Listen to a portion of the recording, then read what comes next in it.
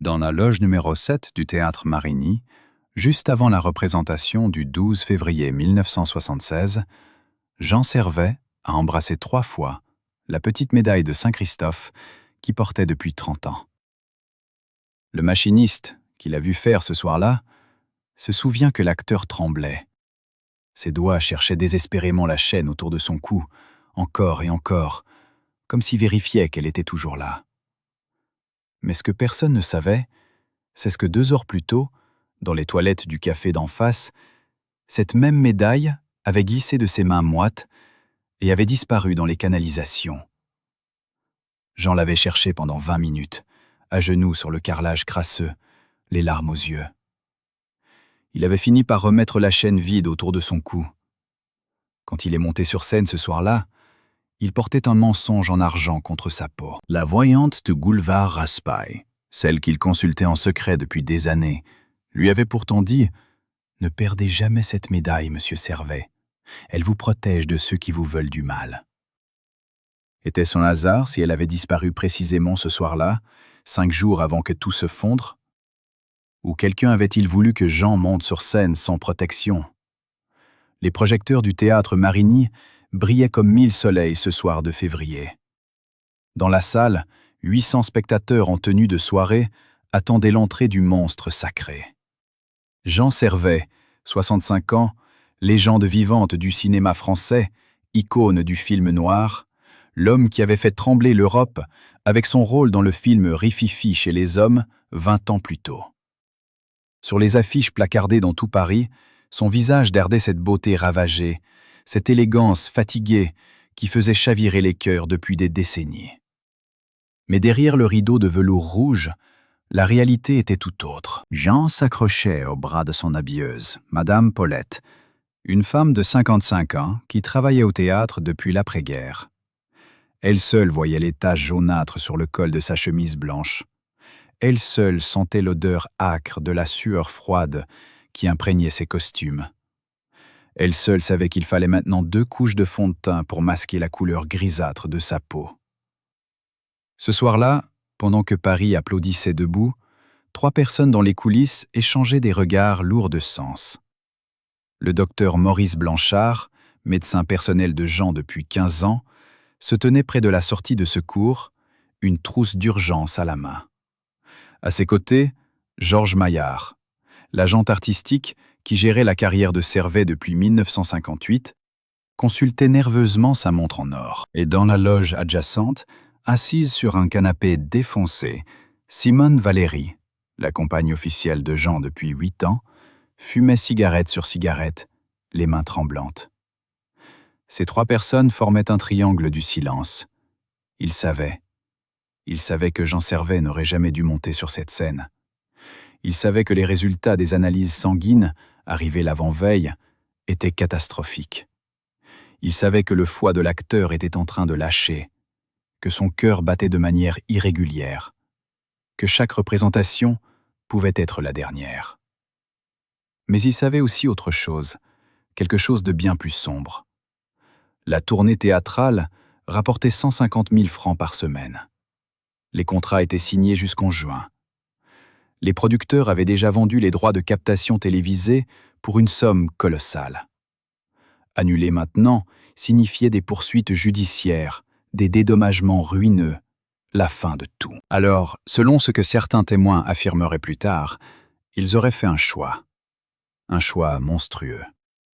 On murmure qu'ils auraient décidé de laisser Jean Servet jouer, qu'ils auraient décidé de le laisser mourir sous les projecteurs plutôt que de perdre l'argent. Des rumeurs prétendent que le docteur Blanchard aurait augmenté les doses de calmants pour que Jean tienne debout. Que Georges Maillard aurait menti aux journalistes en affirmant que l'acteur était en pleine forme. Et que Simone, la femme qui partageait son lit, aurait accepté de se taire en échange d'une promesse, celle d'hériter de l'appartement du 16e arrondissement. Mais comment en était-on arrivé là? Comment un homme adulé par des millions de spectateurs, un géant du 7e art, avait-il pu devenir le prisonnier de son propre entourage? Pour comprendre, il faut remonter 3 ans en arrière, à l'automne 1973, quand Jean Servet a signé le contrat qui allait devenir son arrêt de mort. On comptera en apparence banale une série de représentations théâtrales dans les plus grandes salles de France. Mais dans les petites lignes, celles que personne ne lit jamais, se cachait une clause terrifiante. En cas d'annulation pour raison de santé, l'artiste s'engageait à rembourser l'intégralité des frais engagés, plus des pénalités équivalent à 3 fois le montant total du contrat. Une somme astronomique. 2 millions de francs. Une dette que Jean ne pourrait jamais rembourser. Georges Maillard, l'agent qui avait négocié ce contrat, savait parfaitement ce qu'il faisait. Cet homme au costume 3 pièces impeccable, aux cheveux gominés et au sourire carnassier, était un requin du show business parisien. Il avait bâti sa fortune sur le dos d'artistes vieillissants, qu'il pressait comme des citrons jusqu'à la dernière goutte. Jean n'était pas son premier client à se retrouver piégé. Une légende urbaine prétendait que 5 ans plus tôt, il aurait poussé une chanteuse de music hall à continuer sa tournée malgré une maladie grave. On racontait dans le milieu qu'elle aurait fait un malaise fatal lors d'un concert à Lyon. L'affaire aurait été étouffée. Les journaux auraient parlé d'une crise cardiaque foudroyante. La famille aurait reçu un chèque généreux pour acheter son silence. Georges Maillard avait continué sa carrière comme si de rien n'était. Mais pourquoi Jean avait-il signé un tel contrat? La réponse est aussi banale que tragique. Il était ruiné. Le grand Jean Servet, l'homme qui avait gagné des fortunes colossales dans les années 50 et 60, n'avait plus un sou.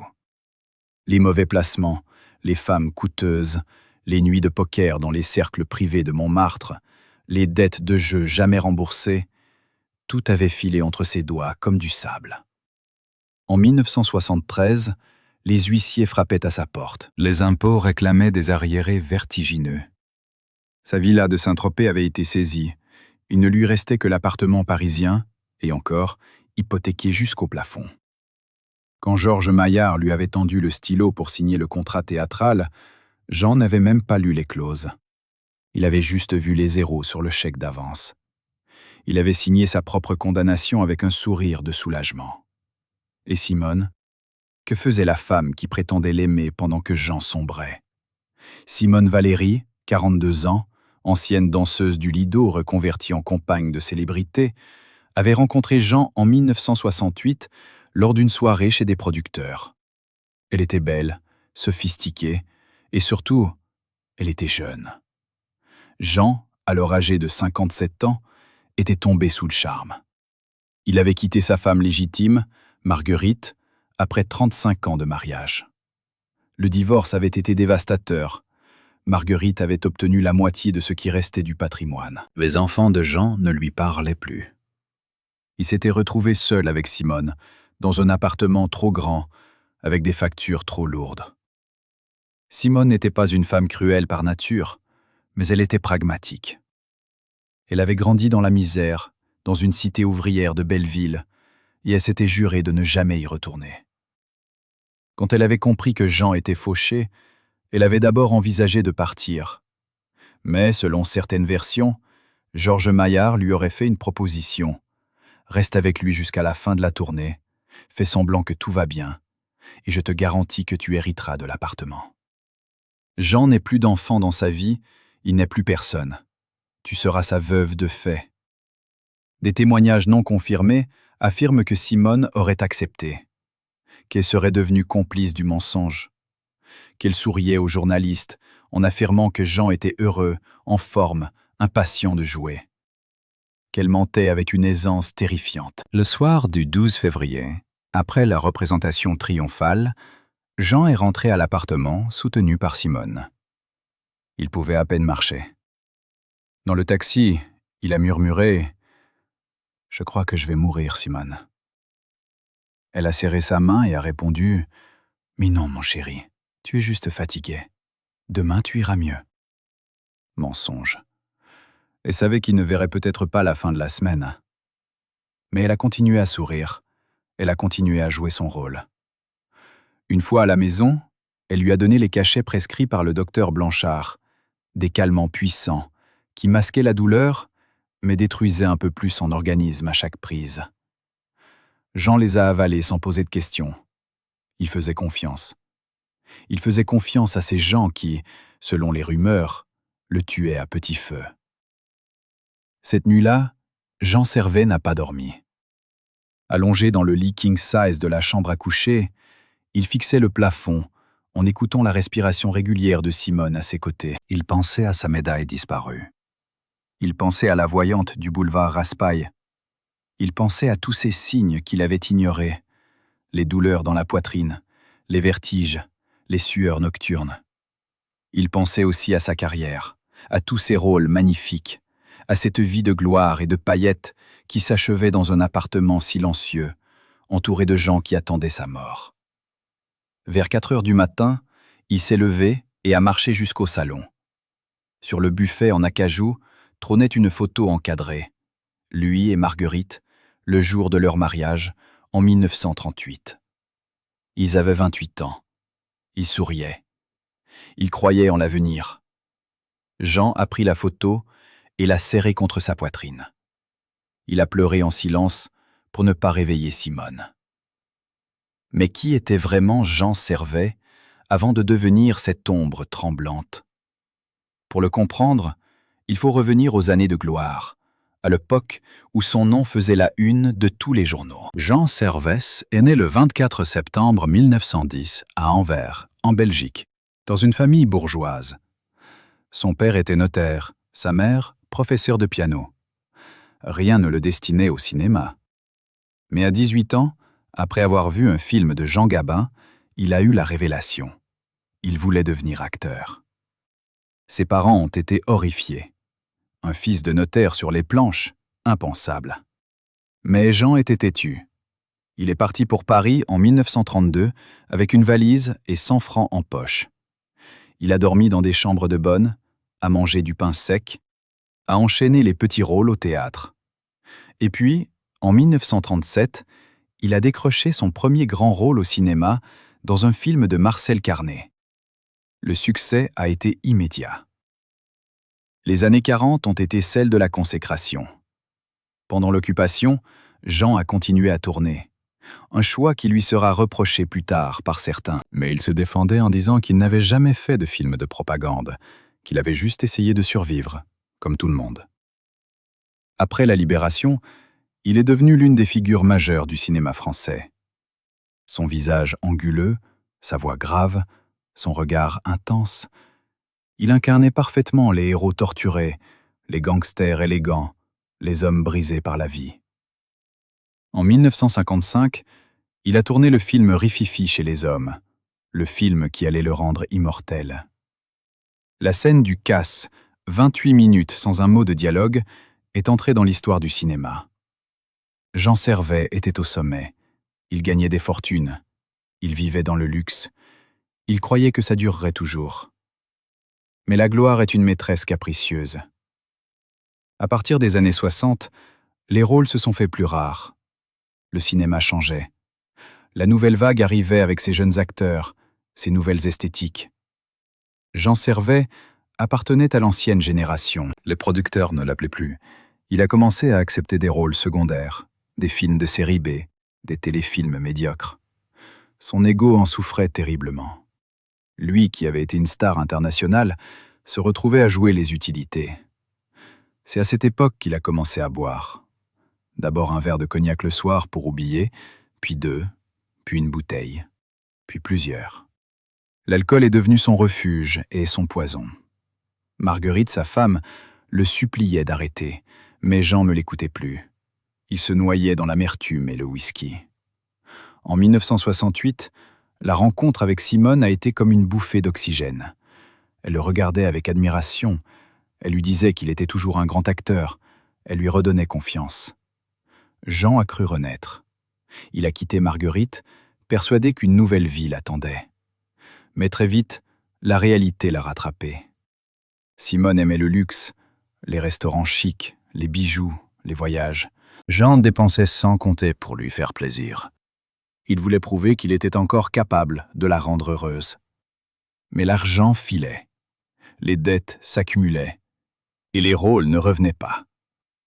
En 1973, quand Georges Maillard lui a proposé la tournée théâtrale, Jean a vu ça comme une dernière chance de briller. Il ne savait pas qu'il signait son arrêt de mort. Le lendemain du 12 février, Jean s'est réveillé avec une douleur atroce dans la poitrine. Il a appelé le docteur Blanchard, qui est arrivé 1 heure plus tard avec sa trousse noire. L'examen a été rapide. Le médecin a écouté le cœur, pris la tension, palpé le foie. Son visage est resté impassible. Il a sorti une seringue et a injecté un produit dans le bras de Jean. Pour la douleur, a-t-il dit. Certains affirment qu'en réalité, c'était un cocktail de morphine et de corticoïdes, destiné à maintenir l'acteur debout pour les représentations suivantes. Des témoignages non confirmés prétendent que le docteur Blanchard savait qu'il jouait avec le feu, qu'il savait que ces injections pouvaient provoquer un arrêt cardiaque à tout moment. Mais on murmure aussi que Georges Maillard lui aurait promis 50 000 francs de prime s'il réussissait à faire tenir Jean jusqu'à la fin du mois. 50 000 francs. De quoi rembourser ses propres dettes de jeu, de quoi sauver son cabinet médical de la faillite. Alors, selon ses versions, il aurait continué à injecter, il aurait continué à mentir. Ce même jour, Georges Maillard a organisé une conférence de presse au Café de Flore pour promouvoir la tournée. Les journalistes étaient nombreux. Jean est arrivé en retard, soutenu discrètement par Simone.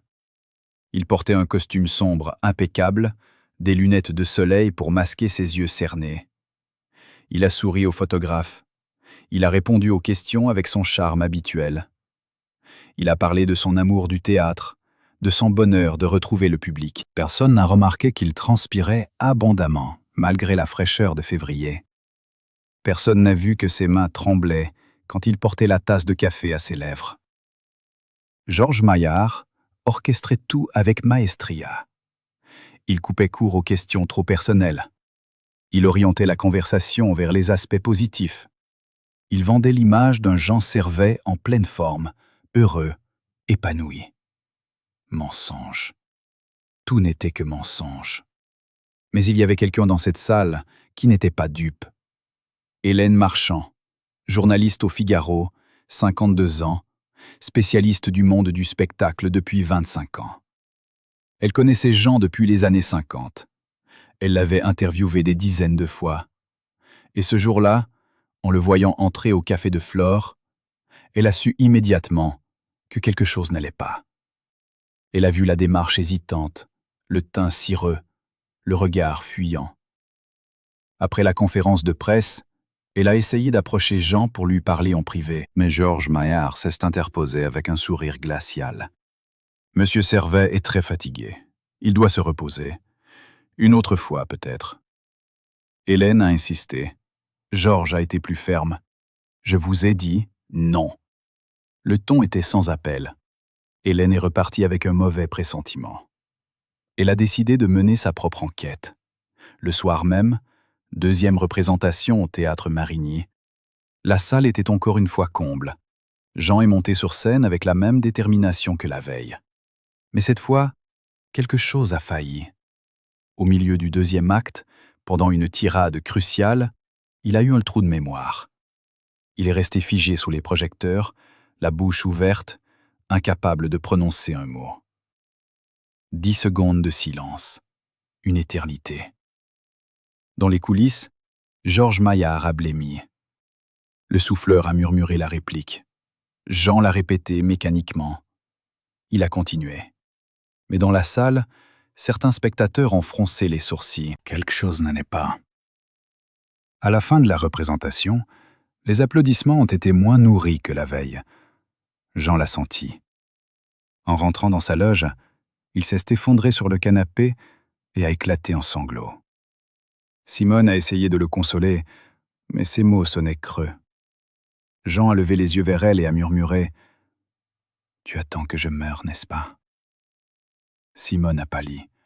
Elle a nié, mais son regard l'a trahi. Jean a compris. Il a compris qu'il était seul, terriblement seul. Cette nuit-là, Jean n'a pas pris les cachets que Simone lui tendait. Il les a cachés sous l'oreiller. Il voulait garder l'esprit clair. Il voulait comprendre ce qui lui arrivait. Vers minuit, quand Simone s'est endormie, Il s'est levé et a fouillé dans le sac à main de sa compagne. Il a trouvé un carnet noir. À l'intérieur, des notes griffonnées à la hâte, des rendez-vous avec Georges Maillard, des sommes d'argent. Et une phrase qui lui a glacé le sang.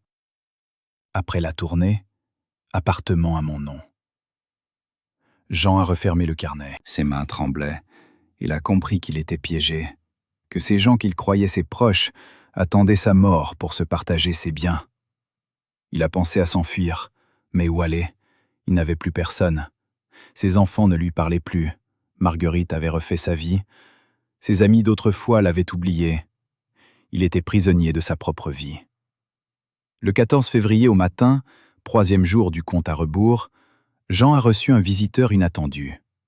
Un homme qu'il n'avait pas vu depuis 15 ans, Philippe Darcourt, son ancien meilleur ami, réalisateur de cinéma, celui avec qui il avait tourné ses plus beaux films dans les années 50.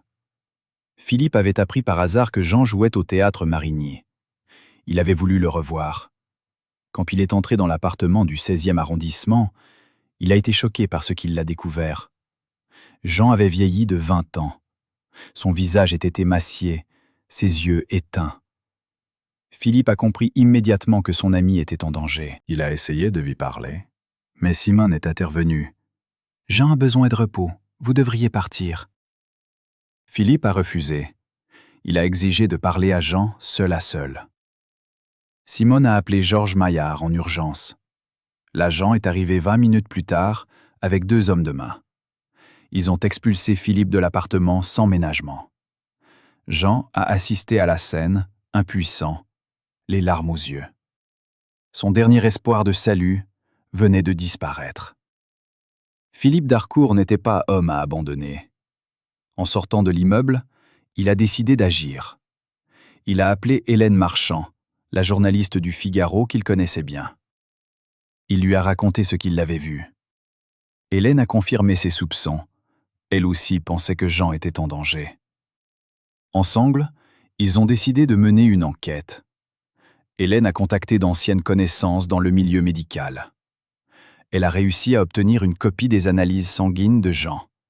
Un infirmier du laboratoire, moyennant quelques billets, a accepté de photocopier le dossier. Quand Hélène a lu les résultats, elle a été horrifiée. Le taux d'enzymes hépatiques était 10 fois supérieur à la normale. Le cœur montrait des signes de défaillance grave. Jean Servet était un homme mourant. Et pourtant, on le faisait jouer tous les soirs. C'était criminel. Hélène a voulu publier un article immédiatement, mais son rédacteur en chef a refusé. Trop risqué, pas assez de preuves solides, menace de procès. Georges Maillard avait des relations puissantes dans le monde de la presse. Il pouvait faire taire n'importe qui. Hélène a insisté. Elle a menacé de démissionner. Finalement, un compromis a été trouvé.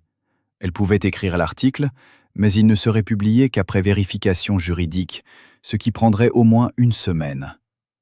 1 semaine. Hélène savait que ce serait trop tard. Elle a décidé de prendre les choses en main autrement.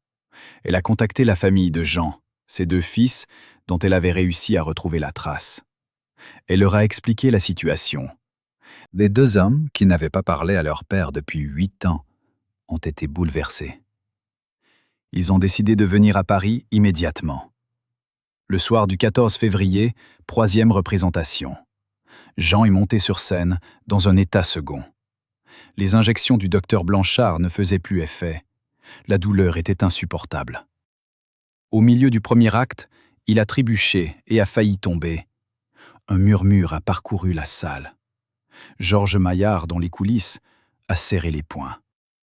Si Jean s'effondrait maintenant, tout était fini. Il a fait signe au docteur Blanchard.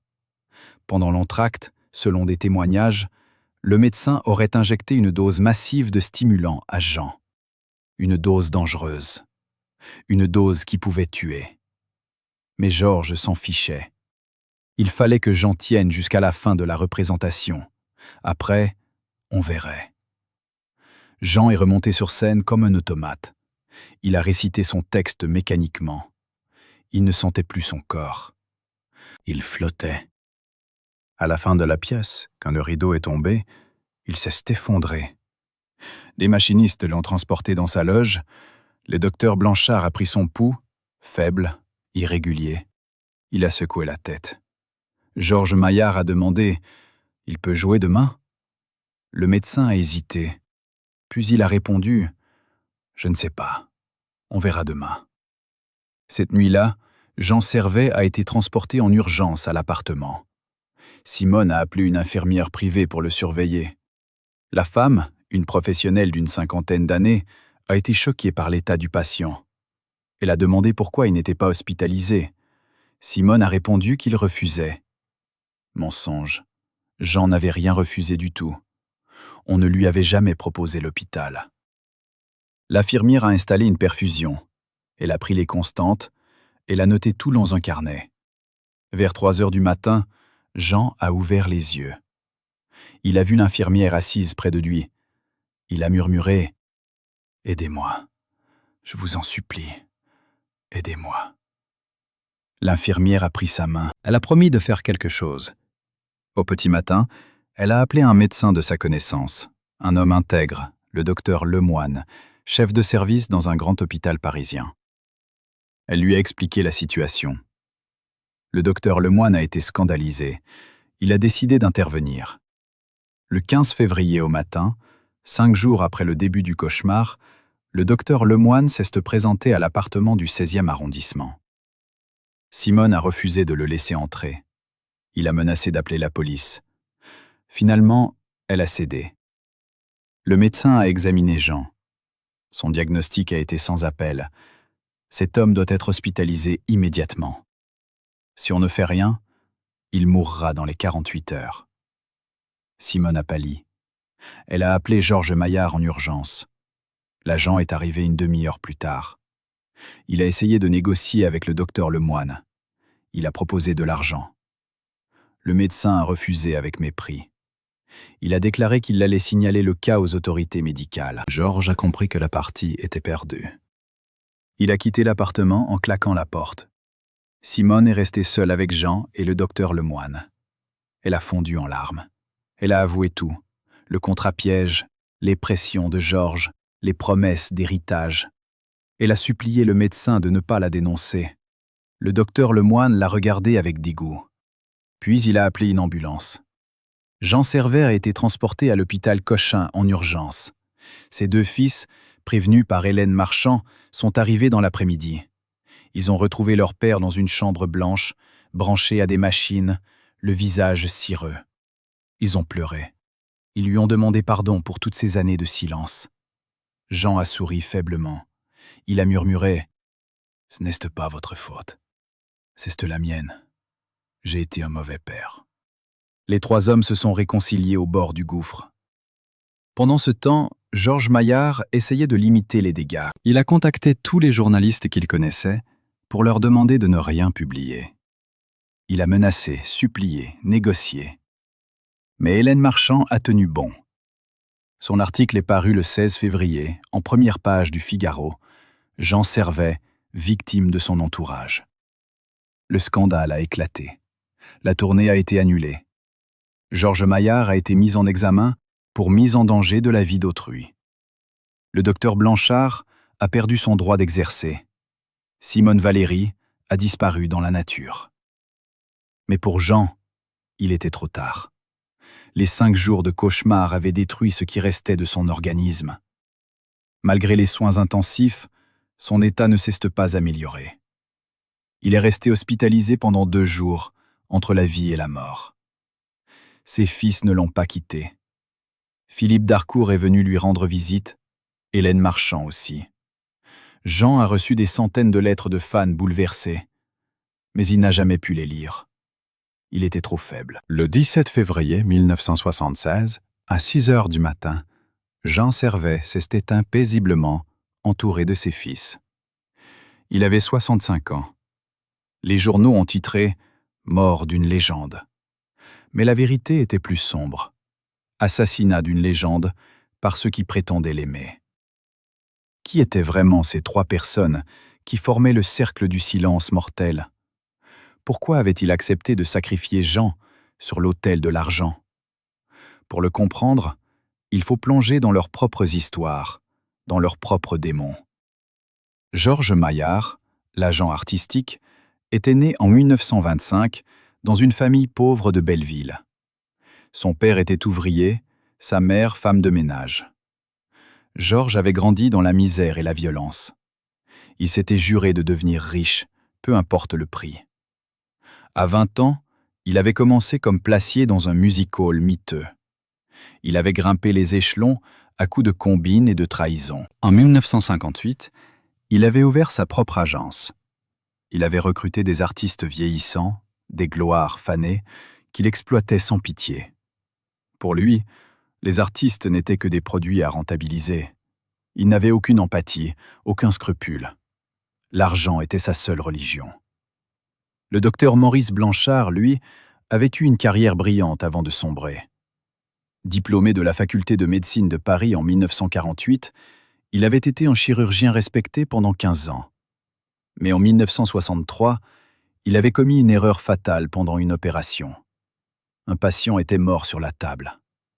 L'affaire avait été étouffée, mais Maurice avait perdu confiance en lui. Il avait abandonné la chirurgie pour devenir médecin généraliste. Il s'était mis à boire. Il avait accumulé les dettes de jeu. Quand Georges Maillard lui avait proposé de devenir le médecin personnel de Jean Servet, il avait accepté sans hésiter. C'était un travail facile et bien payé. Mais peu à peu, selon certaines versions, il serait devenu complice des mensonges. Il aurait franchi toutes les lignes rouges. Il aurait trahi son serment d'Hippocrate. Et il le savait. C'est pour ça qu'il buvait encore plus. Et Simone? Simone Valéry était la plus complexe des trois.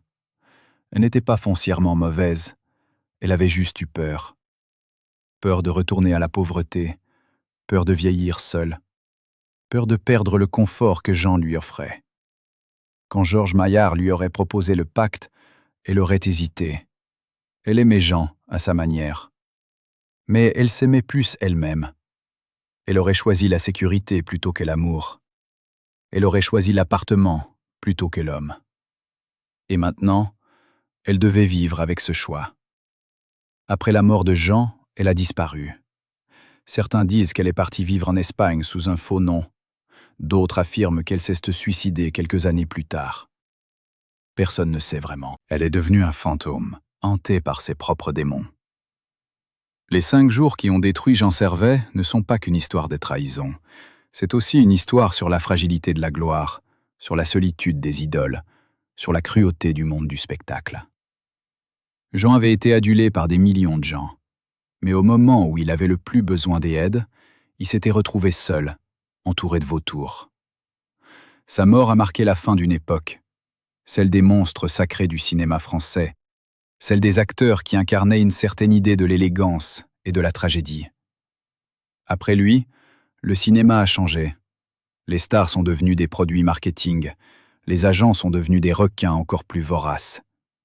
Et les histoires comme celle de Jean se sont multipliées dans les l'ombre.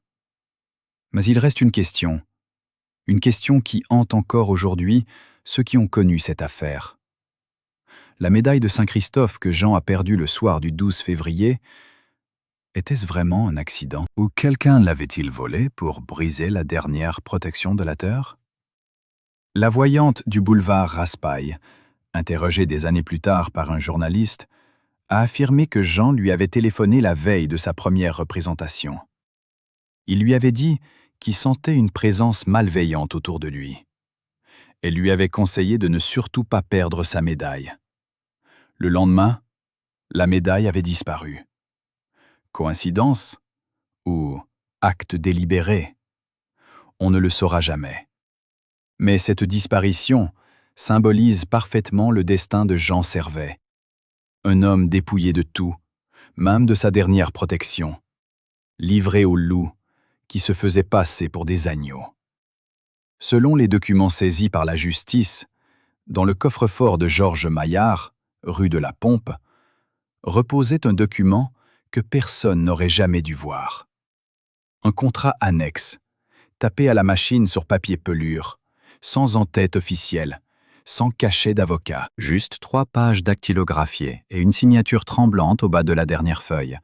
celle de Jean Servet, datée du 8 octobre 1973.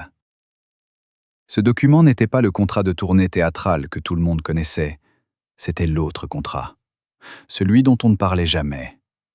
La clause numéro 7 stipulait que Jean Servet cédait à Georges Maillard l'intégralité de ses droits d'auteur sur tous les films tournés avant 1970. La clause numéro 9 précisait qu'en cas de décès pendant la durée du contrat, je percevrais 50% de l'héritage artistique. Et la clause numéro 12, la plus terrifiante, interdisait formellement à Jean de consulter un autre médecin que le docteur Blanchard, sans autorisation écrite de l'agent. Jean Servet n'était plus un artiste libre. Il était devenu la propriété de Georges Maillard. Un esclave doré qui ne pouvait même plus choisir qui soignait son corps mourant. Comment un homme de 63 ans, une légende du cinéma français, avait-il pu signer un tel document? La réponse se trouvait dans les circonstances de cette signature. Le 8 octobre 1973, Jean était au fond du gouffre. Les huissiers avaient saisi sa villa de Saint-Tropez la semaine précédente. Le fisc réclamait 700 000 francs d'arriérés. Sa banque avait gelé ses comptes. Il ne lui restait que l'appartement parisien, hypothéqué à hauteur de 80% de sa valeur. Ce jour-là, Georges Maillard était arrivé chez lui avec une mallette contenant 200 000 francs en liquide. Il avait posé l'argent sur la table basse du salon. Il avait dit « Voilà de quoi respirer, Jean. Mais j'ai besoin de garanties. Tu comprends? Les producteurs veulent être sûrs que tu iras jusqu'au bout de la tournée. » Jean avait regardé les liasses de billets. Il avait pensé aux lettres de menaces des créanciers. Il avait pensé à Simone qui parlait de le quitter si la situation ne s'arrangeait pas. Il avait signé sans lire. Georges avait souri. Il venait d'acquérir un être humain pour le prix d'une voiture de luxe. Mais le plus glaçant dans cette histoire, c'est ce que Georges Maillard n'avait pas inventé ce système tout seul. Il l'avait appris. En 1968, il avait travaillé comme assistant pour un agent artistique légendaire, Marcel Dutronc, l'homme qui gérait les plus grandes stars du music-hall parisien. Marcel avait une méthode bien rodée. Il repérait les artistes vieillissants, endettés, désespérés. Il leur proposait des contrats miracles avec des avances généreuses. Et dans les petites lignes, il glissait des clauses qui les transformaient en prisonniers. Marcel Dutronc avait fait fortune sur le dos de chanteuses épuisées, de comédiens alcooliques, de danseurs brisés. Quand il était mort en 1972 d'une crise cardiaque dans les bras de sa maîtresse, Georges Maillard avait hérité de ses méthodes et de son carnet d'adresses. Il avait perfectionné le système, il avait rendu encore plus implacable. Jean Servet n'était que le dernier maillon d'une longue chaîne de victimes.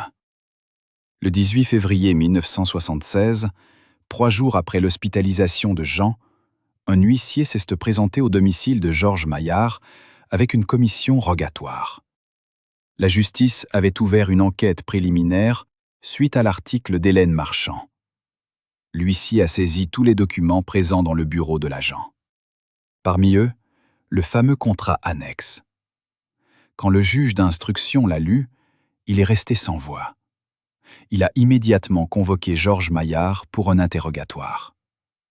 L'agent est arrivé accompagné de son avocat, Maître Ferrand, un ténor du barreau parisien, spécialisé dans la défense des personnalités du spectacle. L'interrogatoire a duré 6 heures. Georges a nié toute contrainte.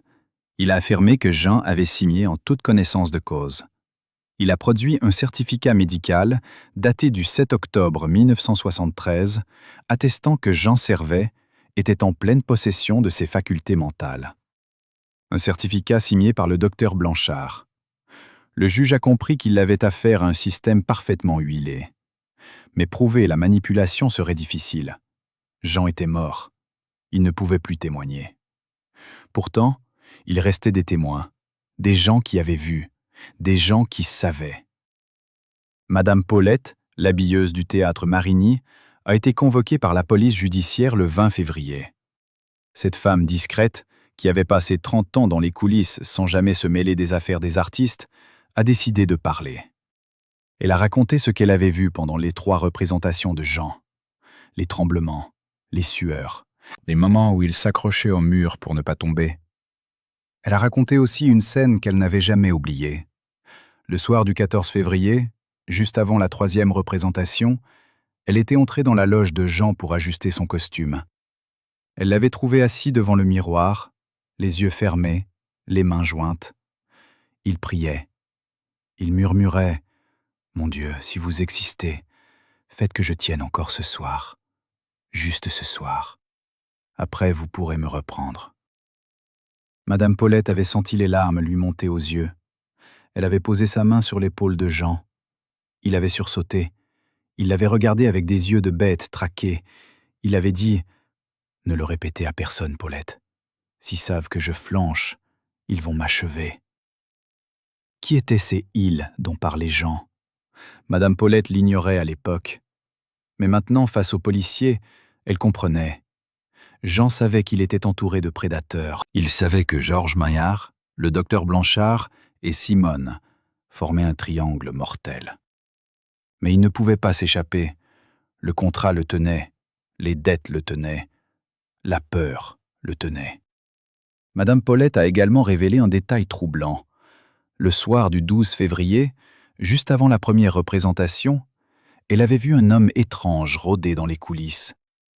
Un homme d'une 50aine d'années, costume sombre, visage dur, cicatrice sur la joue gauche.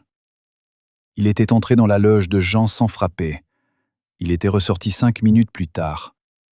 Jean était livide. Madame Paulette avait demandé qui était cet homme. Jean avait répondu « Personne. Un fantôme du passé. » Mais sa voix tremblait. Qui était ce visiteur mystérieux? Et que voulait-il à Jean Servet? L'enquête policière a tenté de retrouver cet homme. Les descriptions de Madame Paulette ont été diffusées. Mais personne ne cesse de manifester. Cet homme semblait avoir disparu dans la nature. Certains enquêteurs ont émis l'hypothèse qu'il s'agissait d'un créancier venu réclamer son dû. D'autres ont pensé à un ancien complice de Jean, quelqu'un qui détenait des secrets compromettants. Une rumeur a même circulé selon laquelle cet homme aurait été envoyé par un milieu criminel auquel Jean aurait dû de l'argent depuis les années 60. Jean Servet avait fréquenté les cercles de jeux clandestins de Pigalle pendant des années. Il avait côtoyé des personnages troubles. Il avait contracté des dettes auprès de gens qui ne plaisantaient pas avec les remboursements. Peut-être que ce visiteur était venu lui rappeler qu'on n'échappe jamais vraiment à son passé. Pendant ce temps, l'argent de Jean Servet continuait à poser question. Où étaient passées les fortunes qu'il avait gagnées pendant 30 ans de carrière? Les enquêteurs ont épluché ses relevés bancaires. Ils ont découvert des choses stupéfiantes. Entre 1955 et 1970, Jean avait gagné l'équivalent de 15 millions de francs. Une somme colossale pour l'époque. De quoi vivre confortablement jusqu'à la fin de ses jours. Mais en 1973, il ne lui restait presque rien.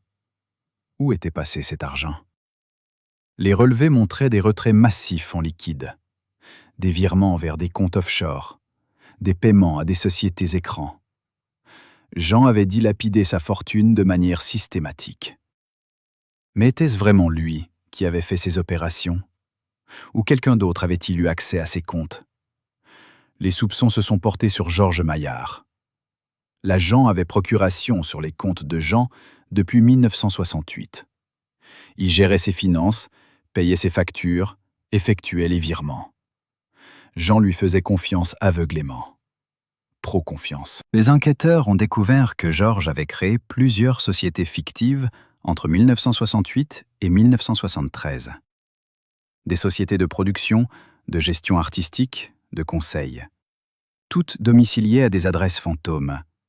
Et toutes recevaient régulièrement des virements en provenance des comptes de Jean Servet. Des sommes importantes. 50 000 francs par-ci, 100 000 francs par-là. Au total, plus de 3 millions de francs avaient transité par ces sociétés écrans. Et ensuite, l'argent disparaissait. Impossible de suivre la trace. L'enquête a révélé ce qui ressemblait à un détournement de fonds méthodique pendant 5 ans. Il avait vidé les comptes de Jean tout en lui faisant croire que l'argent servait à payer les impôts, les créanciers, les frais de gestion. Le 25 février, Georges Maillard a été placé en garde à vue. Son avocat a crié au scandale. Il a parlé de cabale, de règlement de compte, d'acharnement judiciaire. Mais les preuves s'accumulaient. Les enquêteurs ont retrouvé des relevés bancaires montrant que Georges avait acheté un appartement des Standing à Neuilly en 1972. Payé cash. 400 000 francs. D'où venait cet argent? Georges a prétendu qu'il s'agissait d'un héritage familial, mais ses parents étaient morts pauvres. Ils n'avaient pas donc le riche. L'argent venait forcément d'ailleurs. Les enquêteurs ont également découvert que Georges possédait un compte en Suisse, un compte ouvert en 1969. Le solde en 1976, 1 200 000 francs suisses. Une fortune. Georges a refusé de s'expliquer. Il s'est retranché derrière le secret bancaire. Mais le mal était fait. L'opinion publique le considérait déjà comme un escroc et un assassin. Le docteur Blanchard, lui, a craqué plus vite. Convoqué par la police le 26 février, il est arrivé dans un état lamentable. Il n'avait pas dormi depuis des jours. Il buvait sans arrêt. Ses mains tremblaient. Face aux enquêteurs, il s'est effondré. Il a tout avoué.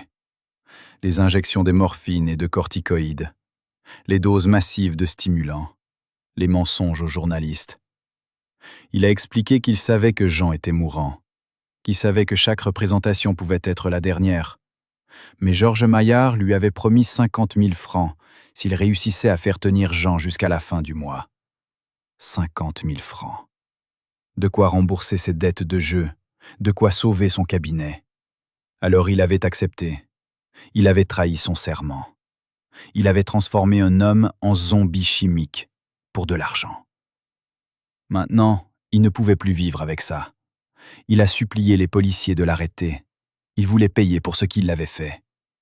Le lendemain, le docteur Maurice Blanchard a été inculpé pour mise en danger de la vie d'autrui et non-assistance à personne en danger. Son ordre professionnel l'a radié à vie. Mais il restait une pièce manquante dans ce puzzle macabre. Simone Valéry, la compagne de Jean. Celle qui dormait à ses côtés, celle qui voyait sa souffrance chaque jour, celle qui avait choisi de se taire. Où était-elle? Depuis l'hospitalisation de Jean, elle avait disparu. Elle n'était pas venue le voir à l'hôpital. Elle n'avait pas assisté à ses funérailles. Elle s'était volatilisée. Les policiers ont lancé un avis de recherche. Ils ont interrogé ses anciennes collègues du Lido. Personne ne savait où elle était. Certaines pensaient qu'elle était partie à l'étranger. D'autres murmuraient qu'elle s'était suicidée de honte. La vérité était plus prosaïque. Simone s'était réfugiée chez sa sœur à Marseille, dans un petit appartement du quartier de la Belle de Mai. Elle vivait cachée, terrifiée à l'idée d'être arrêtée. Elle ne sortait plus, elle ne parlait plus. Elle passait ses journées à fumer et à pleurer. Le 5 mars, la police a fini par la retrouver. 2 inspecteurs se sont présentés à l'appartement marseillais. Simone a ouvert la porte. Elle avait vieilli de 10 ans en 3 semaines. Ses cheveux étaient gris, son visage était creusé, ses yeux étaient vides. Elle n'a pas résisté. Elle a suivi les policiers sans un mot. Dans le train qui l'a ramenée à Paris, elle a commencé à parler. Elle a raconté tout. Le pacte avec Georges Maillard, la promesse de l'appartement, les mensonges quotidiens. Elle a expliqué qu'au début, elle pensait que Jean allait se rétablir, qu'elle se disait que ce n'était qu'une mauvaise passe, mais au fil des jours, elle avait compris qu'il était en train de mourir. Et elle n'avait rien fait. Elle avait continué à sourire. Elle avait continué à mentir. Pourquoi? Parce qu'elle avait peur. Peur de retourner à la pauvreté. Peur de vieillir seule. Peur de perdre le confort que Jean lui offrait. Elle avait choisi la sécurité plutôt que l'amour. Et maintenant, elle devait vivre avec ce choix. Les inspecteurs l'ont écoutée en silence. L'un d'eux a murmuré « Vous savez que vous êtes complice d'un crime ?» Simone a hoché la tête. Elle savait. Le procès de Georges Maillard, du docteur Blanchard et de Simone Valéry s'est ouvert en septembre 1977, 18 mois après la mort de Jean Servet. L'affaire a fait la une de tous les journaux. Le tribunal était bondé. Les fils de Jean étaient présents, au premier rang. Philippe Darcourt aussi. Hélène Marchand couvrait le procès pour Le Figaro. L'accusation était implacable. Le procureur adressait le portrait de 3 individus mus par la cupidité, prêts à tout pour de l'argent, même à laisser mourir un homme sous leurs yeux. Il a montré le contrat annexe. Il a lu les clauses terrifiantes. Il a exhibé les relevés bancaires, prouvant les détournements de fonds. Il a fait témoigner Madame Paulette, l'infirmière, le docteur Lemoine. Chaque témoignage enfonçait un peu plus les accusés. Georges Maillard restait impassible, le visage fermé. Le docteur Blanchard pleurait sans arrêt. Simone Valéry fixait le sol, incapable de croiser le regard de quiconque. La défense a tenté de minimiser les faits. L'avocat de Georges Maillard a plaidé que son client n'avait fait que gérer la carrière de Jean Servet conformément aux usages du milieu artistique. Que les contrats étaient légaux, que Jean avait signé en toute connaissance de cause, que personne ne l'avait forcé à monter sur scène. L'avocat du docteur Blanchard a invoqué la détresse psychologique de son client, ses dettes, sa dépendance à l'alcool. Il a demandé la clémence.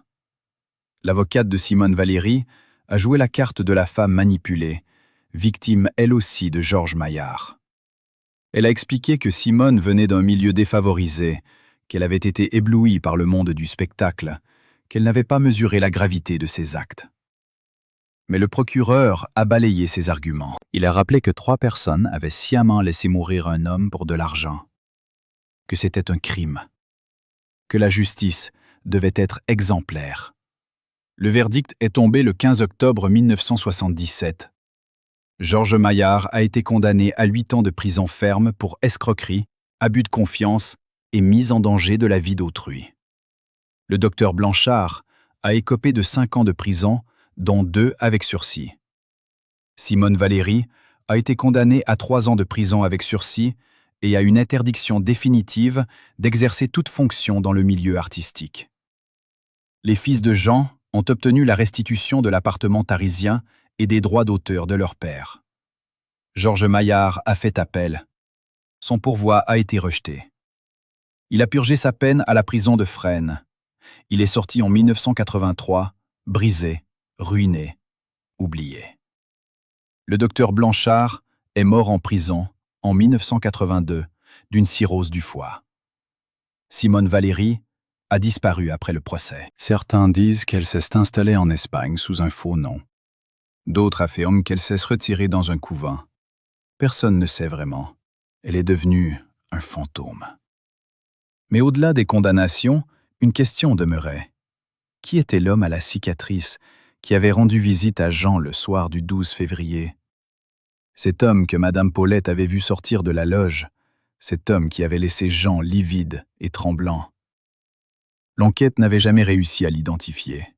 Mais en 1985, 9 ans après la mort de Jean, un ancien truand parisien du nom de Robert Castel a publié ses mémoires.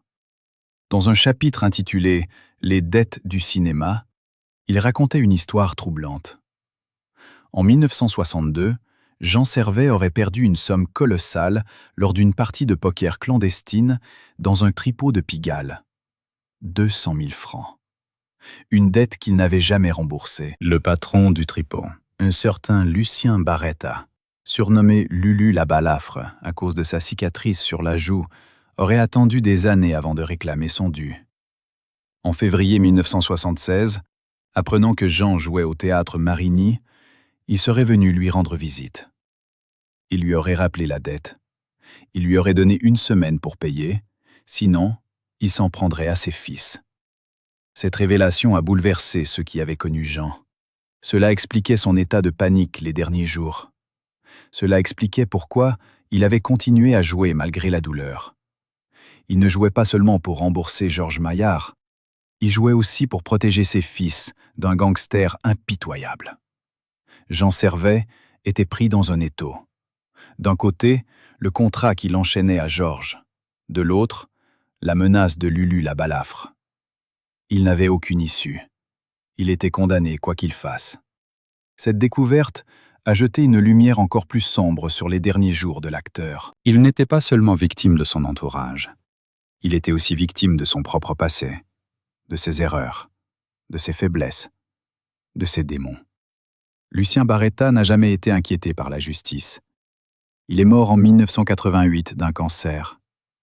Mais avant de mourir, il a confié à un journaliste que Jean Servet lui avait fait pitié ce soir-là au théâtre Marigny. Il a dit « J'ai vu un homme détruit, un homme qui savait qu'il allait mourir. Je lui ai dit que je lui donnais 1 mois de plus pour trouver l'argent. Mais je savais qu'il ne tiendrait pas 1 mois. Il était déjà mort dans sa tête. » Cette confession a achevé de dresser le portrait d'un Jean Servet piégé de toutes parts. Trahi par ceux qui prétendaient l'aimer, menacé par ceux à qui il devait de l'argent, abandonné par ceux qui l'avaient aimé. Seul face à son destin. Les 72 heures qui ont détruit Jean Servet ne sont pas qu'une histoire de trahison et de cupidité. C'est aussi une histoire sur la fragilité de la gloire, sur la solitude des idoles, sur la cruauté du monde du spectacle. Jean avait été adulé par des millions de gens. Mais au moment où il avait le plus besoin d'aide, il s'était retrouvé seul, entouré de vautours qui attendaient sa mort pour se partager les restes. Sa disparition a marqué la fin d'une époque, celle des monstres sacrés du cinéma français, celle des acteurs qui incarnaient une certaine idée de l'élégance et de la tragédie. Après lui, le cinéma a changé. Les stars sont devenus des produits marketing. Les agents sont devenus des requins encore plus voraces. Et les histoires comme celle de Jean se sont multipliées dans les l'ombre. Aujourd'hui, plus de 40 ans après sa disparition, le nom de Jean Servet reste gravé dans l'histoire du cinéma. Ses films sont toujours diffusés. Sa prestation dans Rififi chez les hommes est étudiée dans les écoles de cinéma. Mais peu de gens connaissent la vérité sur ses derniers jours. Peu de gens savent qu'il est mort, trahi, ruiné, abandonné. Que ceux qui prétendaient l'aimer l'ont laissé mourir pour de l'argent. Cette histoire devrait servir de leçon. Elle devrait rappeler que derrière les paillettes et les sourires se cachent souvent des drames terribles. Que la gloire ne protège de rien. Que la solitude peut frapper même les plus grands. Et que la cupidité humaine n'est pas de limite. Jean Servet méritait mieux que cette fin sordide. Il méritait de mourir entouré d'amour et de respect. Au lieu de ça, il est mort seul, trahi, dépouillé de tout, même de sa dignité. Mais une dernière question reste sans réponse. La médaille de Saint-Christophe que Jean a perdue le soir du 12 février. Était-ce vraiment un accident? Ou quelqu'un l'avait-il volée pour briser la dernière protection de l'acteur?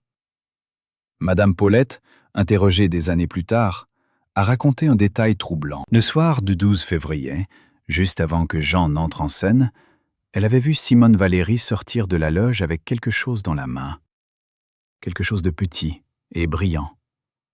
Madame Paulette n'y avait pas prêté attention sur le moment, mais en y repensant, elle s'était demandé si ce n'était pas la médaille. Simone aurait-elle volé la médaille de Jean pour le priver de sa dernière protection, pour s'assurer qu'il ne survivrait pas à la tournée? Cette hypothèse n'a jamais été prouvée. Simone a toujours nié. Mais le doute subsiste. Et ce doute ajoute une couche supplémentaire d'horreur à cette histoire déjà insoutenable. Combien d'autres Jean Servet y a-t-il eu dans l'histoire du spectacle? Combien d'artistes ont été exploités, trahis, dépouillés par ceux qui prétendaient les aider? Combien sont morts seuls, ruinés, abandonnés? Ces questions méritent d'être posées, car l'histoire de Jean Servet n'est pas unique.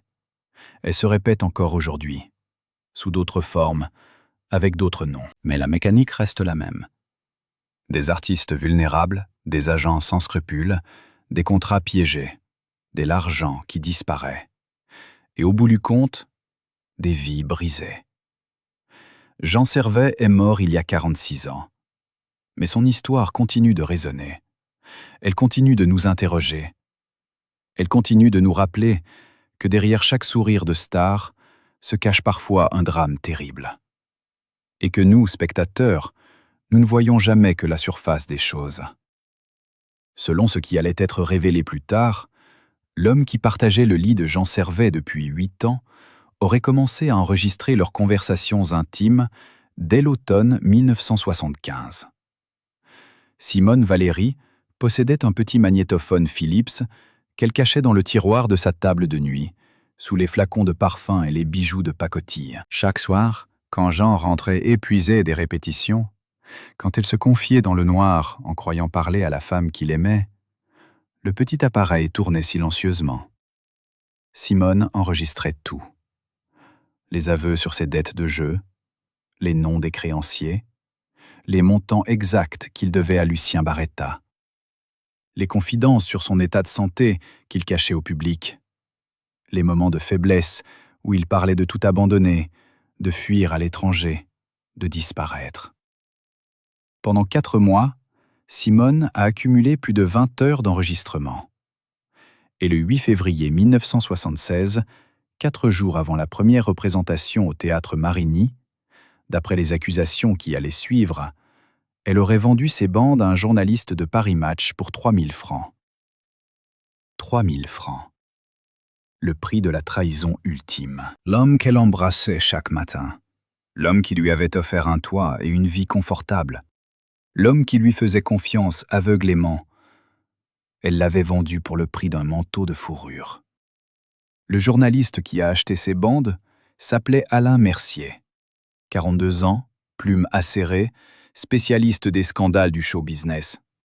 Il travaillait pour Paris Match depuis 15 ans et avait bâti sa réputation sur des révélations fracassantes. Quand Simone l'a contacté par téléphone en prétextant avoir des informations explosives sur Jean Servet, Alain a d'abord été méfiant. Les indiques qui proposaient des scoops étaient souvent des mythomanes ou des escrocs. Mais Simone lui a fait écouter un extrait au téléphone.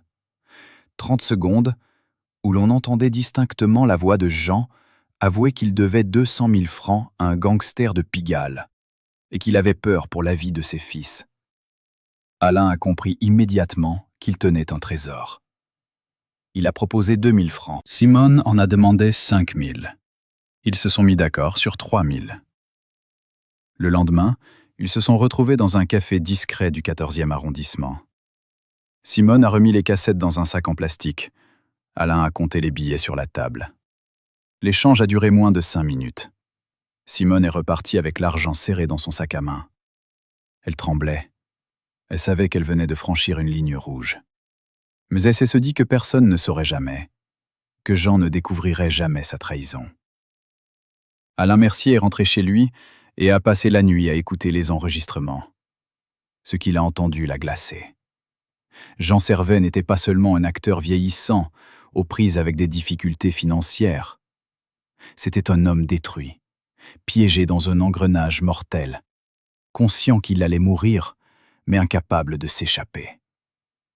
Sur une des bandes, enregistrée le 20 janvier, on entendait Jean pleurer en parlant de sa médaille de Saint-Christophe. Il disait à Simone « C'est tout ce qui me reste de ma mère. Elle me l'a donnée sur son lit de mort en 1943. Elle m'a fait promettre de ne jamais la perdre.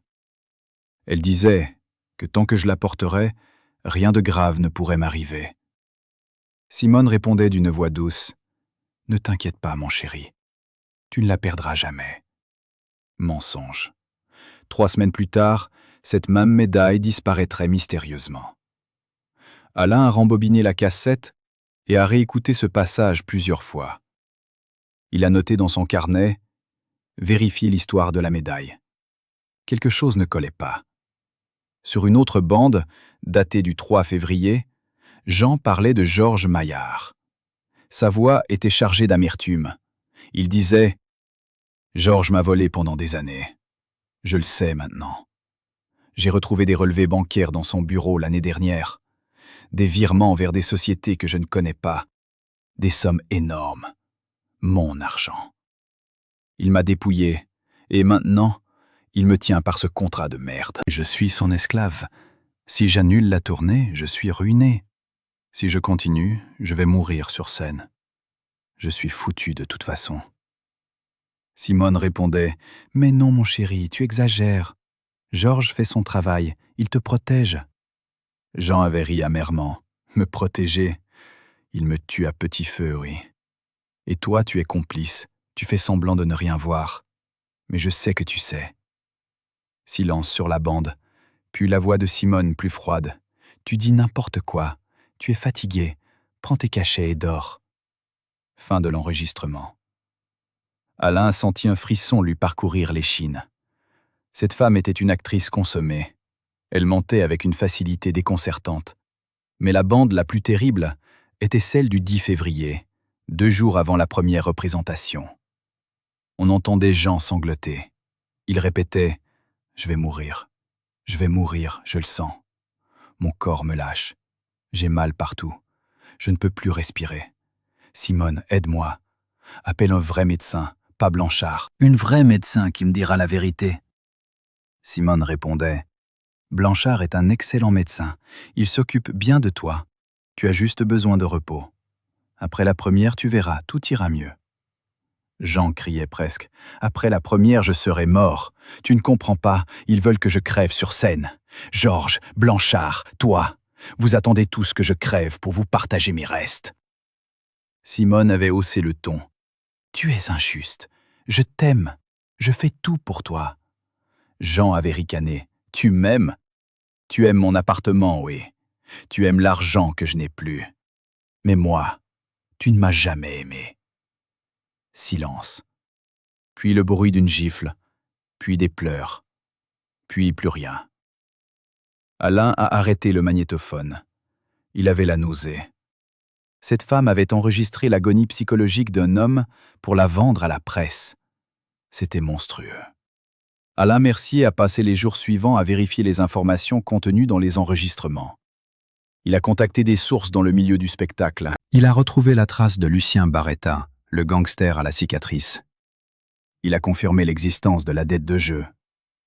Il a épluché les archives du cadastre et a découvert que Simone Valéry avait effectivement entamé des démarches pour faire mettre l'appartement de Jean à son nom dès janvier 1976, 1 mois avant la tournée.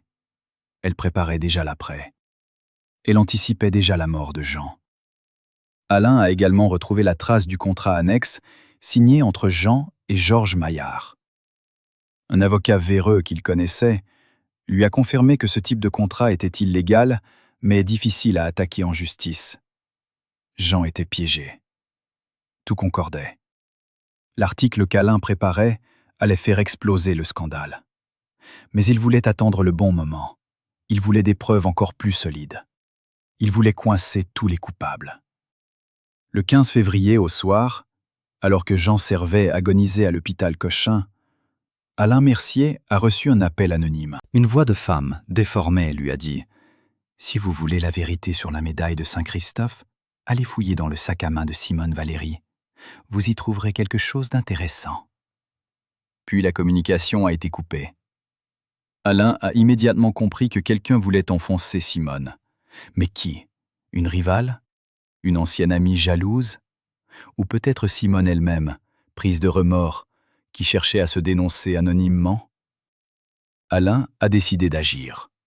Il connaissait l'adresse de l'appartement du 16e arrondissement. Il savait que Simone était à l'hôpital au chevet de Jean. Il avait quelques heures devant lui. Il a pris un taxi et s'est rendu sur place. Le gardien de l'immeuble le connaissait de vue. Alain était venu plusieurs fois interviewer Jean dans les années 60. Il a prétendu avoir rendez-vous avec Simone. Le gardien l'a laissé monter. Alain a forcé la serrure de l'appartement avec une carte de crédit. Il est entré dans le salon silencieux. L'endroit sentait le renfermé et les médicaments. Il a trouvé le sac à main de Simone posé sur le canapé. Il l'a ouvert. À l'intérieur, au milieu des mouchoirs et du rouge à lèvres, il a découvert une petite médaille en argent terni. Saint-Christophe portant l'enfant Jésus sur ses épaules. La médaille de Jean. Celle qu'il l'avait soi-disant perdue dans les toilettes du café le soir du 12 février. Elle n'avait jamais été perdue. Simone l'avait volée. Elle l'avait arrachée du cou de Jean pendant qu'il dormait, probablement la nuit du 11 au 12 février. Elle avait voulu le priver de sa dernière protection. Elle avait voulu briser son moral. Elle avait voulu s'assurer qu'il monterait sur scène dans un état de terreur absolue. Alain a pris la médaille. Il a glissé dans sa poche. Il avait sa preuve. Simone Valéry n'était pas seulement complice. Elle était l'architecte du cauchemar. Mais pourquoi cette femme avait-elle fait ça? Qu'est-ce qui pouvait pousser quelqu'un à torturer psychologiquement l'homme qu'elle prétendait aimer? Alain a décidé de creuser le passé de Simone. Il a contacté d'anciennes danseuses du Lido qu'il avait connues dans les années 60. Ce qu'il a découvert l'a stupéfié. Simone Valéry n'était pas son vrai nom. Elle s'appelait en réalité Simone Bertrand. Elle était née en 1934 dans une cité ouvrière de Belleville. Son père était alcoolique et violent. Sa mère s'était suicidée quand Simone avait 12 ans. Simone avait grandi dans la misère et la brutalité. À 16 ans, elle s'était enfuie de chez elle et avait survécu en se prostituant dans les bars de Pigalle. À 20 ans, elle avait réussi à se faire embaucher comme danseuse au Lido grâce à son physique avantageux. Elle avait changé de nom, inventé un passé plus respectable, effacé toute trace de ses origines. Pendant 10 ans, elle avait enchaîné les amants riches, toujours à la recherche de celui qui lui offrirait la sécurité définitive. En 1968, elle avait rencontré Jean Servet. À l'époque, Jean était encore une star, encore riche, encore puissant. Simone avait vu en lui le ticket de sortie définitif. Elle avait séduit avec une facilité déconcertante. Jean, vieillissant et flatté par l'attention d'une jeune femme, était tombé dans le piège. Il avait quitté sa femme pour elle. Il lui avait offert une vie de luxe. Simone pensait avoir gagné. Mais très vite, la situation s'était dégradée. Jean perdait de l'argent. Les rôles se faisaient rares. Les dettes s'accumulaient. Simone avait compris qu'elle s'était trompée. Jean n'était pas le prince charmant qu'elle espérait. C'était un homme fini, ruiné, condamné. Elle avait envisagé de partir. Mais où aller? Elle avait 40 ans. Elle n'était plus assez jeune pour séduire un autre homme riche. Elle était piégée. Alors, selon ce que certaines de ses anciennes collègues ont raconté à Alain, elle aurait décidé de jouer la dernière carte. Rester jusqu'à la mort de Jean. Hériter de l'appartement, revendre et partir avec l'argent. Recommencer ailleurs. Sous un autre nom. Encore une fois. Cette révélation a bouleversé Alain. Simone n'était pas une femme cruelle par nature. Elle était une survivante. Une femme qui avait appris dès l'enfance que personne ne viendrait la sauver. Qu'elle devait se débrouiller seule. Qu'elle devait être impitoyable pour ne pas sombrer. Elle avait fait des choix terribles. Elle avait trahi, menti, volé. Mais elle l'avait fait par peur. Peur de retourner à la misère. Peur de finir comme sa mère. Peur de mourir seule dans un taudis de Belleville. Cette peur l'avait transformée en monstre. Alain a compris que l'histoire de Jean Servet n'était pas seulement celle d'un acteur trahi. C'était aussi celle de deux solitudes qui s'étaient rencontrées et détruites mutuellement.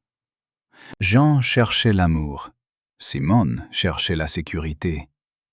Aucun des deux n'a trouvé ce qu'ils cherchaient. Ils se sont juste entretués à petit feu. Le 17 février au matin, 2 jours après la disparition de Jean, Alain Mercier a publié son article dans Paris Match. Le titre faisait la une. Jean Servet, trahi et vendu par celle qu'il aimait. L'article révélait l'existence des enregistrements. Il citait des extraits des conversations. Il montrait la photo de la médaille retrouvée dans le sac de Simone. Il racontait le passé trouble de la jeune femme. Il dressait le portrait d'une manipulatrice qui avait exploité un homme vulnérable jusqu'à sa mort. Le fait a été dévastateur. En quelques heures, Simone Valéry est devenue la femme la plus détestée de France. Les journaux la surnommaient « la veuve noire ». Les lettres d'insultes affluaient par centaines. Des inconnus crachaient sur sa photo dans la rue. Elle a dû se cacher. Elle a fui Paris. Elle s'est se réfugier chez sa sœur à Marseille. Mais même là-bas, elle n'était pas en sécurité. Les voisins l'ont reconnue. Ils ont tagué des insultes sur la porte de l'immeuble. Simone vivait dans la terreur. Mais l'article d'Alain Mercier a eu un autre effet inattendu. Il a poussé d'autres témoins à sortir du silence. des gens qui avaient vu des choses, des gens qui savaient des choses. Parmi eux, une femme qui allait faire basculer l'enquête dans une dimension encore plus sombre. Elle s'appelait Marguerite Servet, les femmes de Jean, celle qui l'avait quitté en 1968 après 35 ans de mariage. Celle qui avait été effacée de sa vie, celle dont personne ne parlait plus. Marguerite avait 66 ans. Elle vivait seule dans un petit appartement de Vincennes. Elle n'avait pas revu Jean depuis le divorce. Elle n'avait pas assisté à ses funérailles. Mais elle avait lu l'article d'Alain Mercier et elle avait décidé de parler. Pour la première fois en 8 ans. Elle avait des choses à dire, des choses que personne ne savait, des choses qui allaient tout changer. Le 20 février, Marguerite Servet a contacté Alain Mercier par téléphone. Elle lui a proposé une interview exclusive. Alain a accepté immédiatement. Ils se sont retrouvés le lendemain dans l'appartement de Marguerite. La femme qui a ouvert la porte était petite, mince, les cheveux blancs tirés en chignon. Elle portait une robe noire simple. Ses yeux étaient rouges. Elle avait pleuré. Mais sa voix était ferme. Elle a fait asseoir Alain dans le salon encombré de souvenirs, des photos de gens jeunes, des affiches de ses films, des coupures de presse jaunies. Marguerite vivait entourée du fantôme de l'homme qu'elle avait aimé pendant 35 ans. Elle a servi du thé, puis elle a commencé à parler. Ce qu'elle a raconté a glacé le sang d'Alain.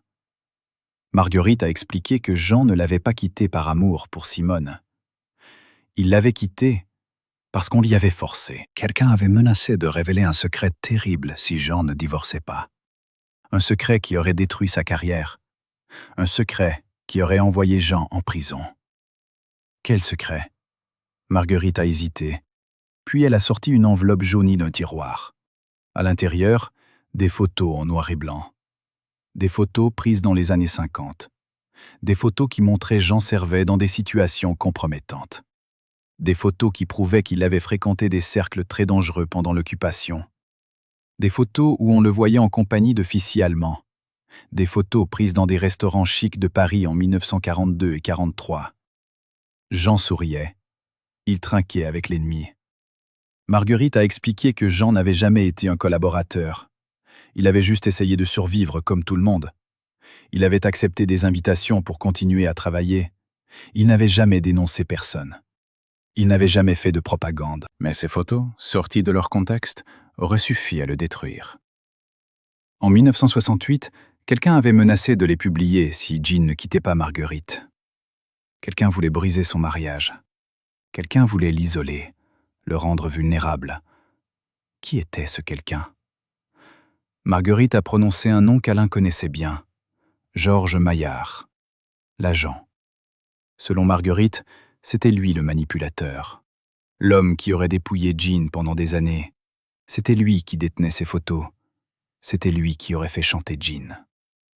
Marguerite a expliqué qu'en 1968, Georges avait compris que Jean était plus facile à contrôler s'il était seul, coupé de sa famille, isolé. Marguerite était une femme forte.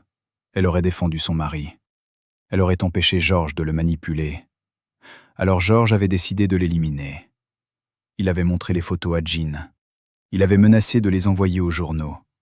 Jean avait paniqué. Il avait supplié Georges de ne rien faire. Georges avait posé ses conditions. Divorce, et je garde les photos. Jean avait accepté. Il avait quitté Marguerite en inventant une histoire d'amour avec Simone. Marguerite avait cru à ce mensonge pendant 8 ans. Ce n'est qu'après la mort de Jean qu'elle avait découvert la vérité. Un ami commun lui avait tout raconté. Jean n'avait jamais aimé Simone. Il avait juste obéi à Georges. Il s'était sacrifié pour protéger sa réputation. Cette révélation a bouleversé Alain. Georges Maillard n'était pas seulement un escroc, c'était un maître chanteur. Un homme qui détenait des secrets sur ses clients et qui les utilisait pour les contrôler. Jean Servet n'avait jamais été libre. Depuis 1968, il était la marionnette de Georges. Chaque décision qu'il prenait était dictée par la peur. La peur que les photos soient publiées. La peur d'être traîné dans la boue. La peur de finir sa vie en paria. Georges avait exploité cette peur pendant 8 ans.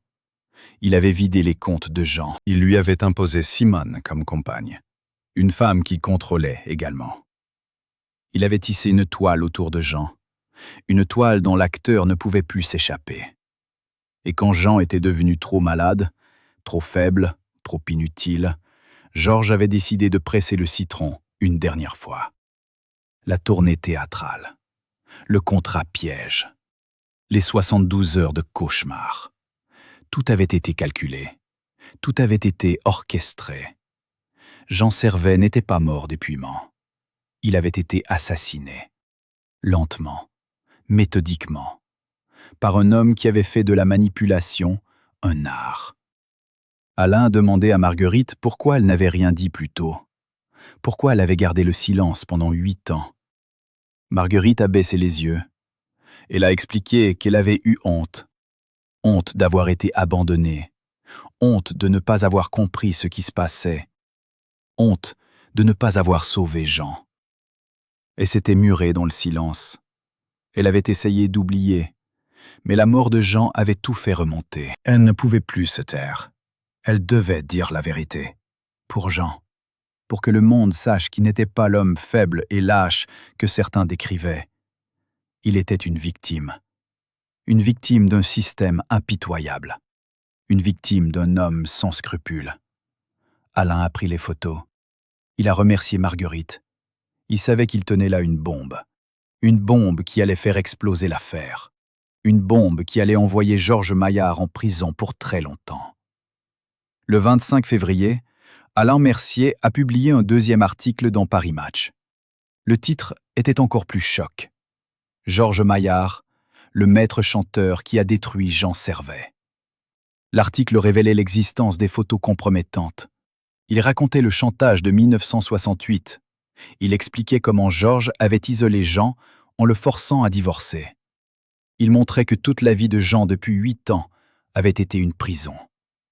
Le fait a été encore plus dévastateur que le premier article. Georges Maillard, déjà en garde à vue pour escroquerie, s'est retrouvé face à de nouvelles accusations.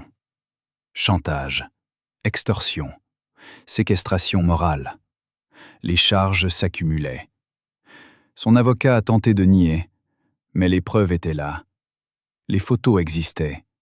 Marguerite témoignait. D'autres victimes de Georges ont commencé à sortir du bois. Des artistes qui l'avaient manipulé, des femmes qui l'avaient fait chanter, des hommes qui l'avaient ruiné. Georges Maillard était un prédateur en série. Jean Servet n'était que sa dernière victime, la plus célèbre, mais pas la seule. Le procès de Georges Maillard, qui s'est ouvert en septembre 1977, a duré 3 semaines. Chaque jour apportait son lot de révélations sordides. Des témoins défilaient à la barre. Ils racontaient tous la même histoire.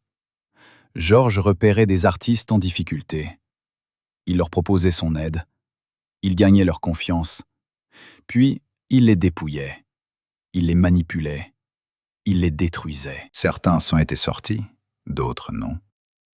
Une chanteuse de music-hall a raconté comment Georges l'avait forcée à continuer une tournée alors qu'elle était enceinte de 8 mois. Elle avait fait une fausse couche sur scène. Georges lui avait dit de se taire et de continuer à chanter. Un comédien a expliqué comment Georges avait vidé ses comptes en créant des sociétés fictives. Quand le comédien avait voulu porter plainte, Georges l'avait menacé de révéler son homosexualité à la presse.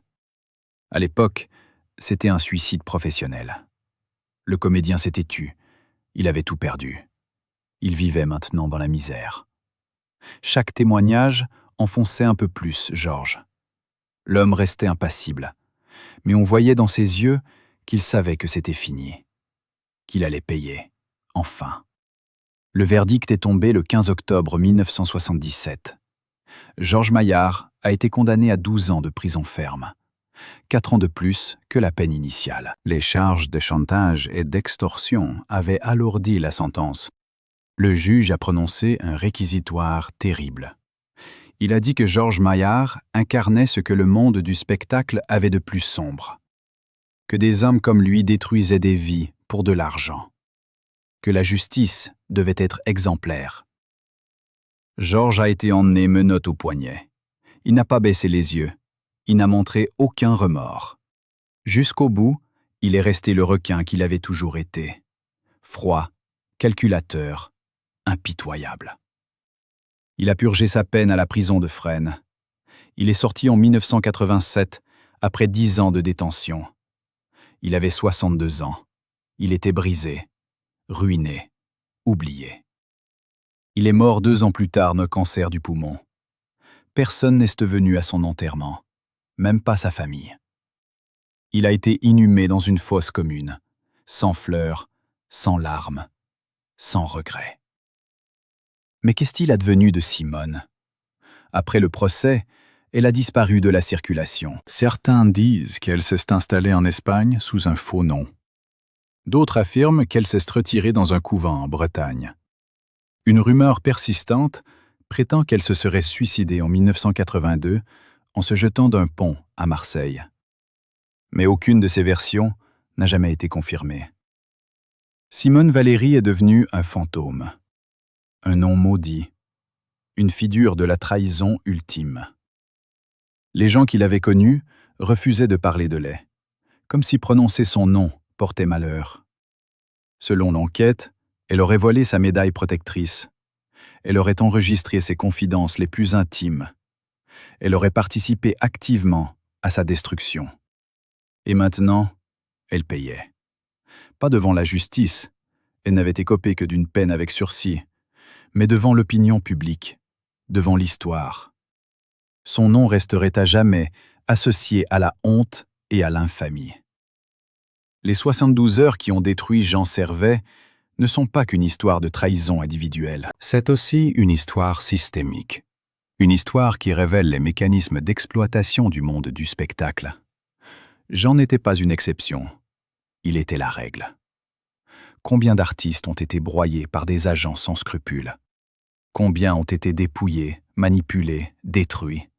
Combien sont morts seuls, ruinés, abandonnés?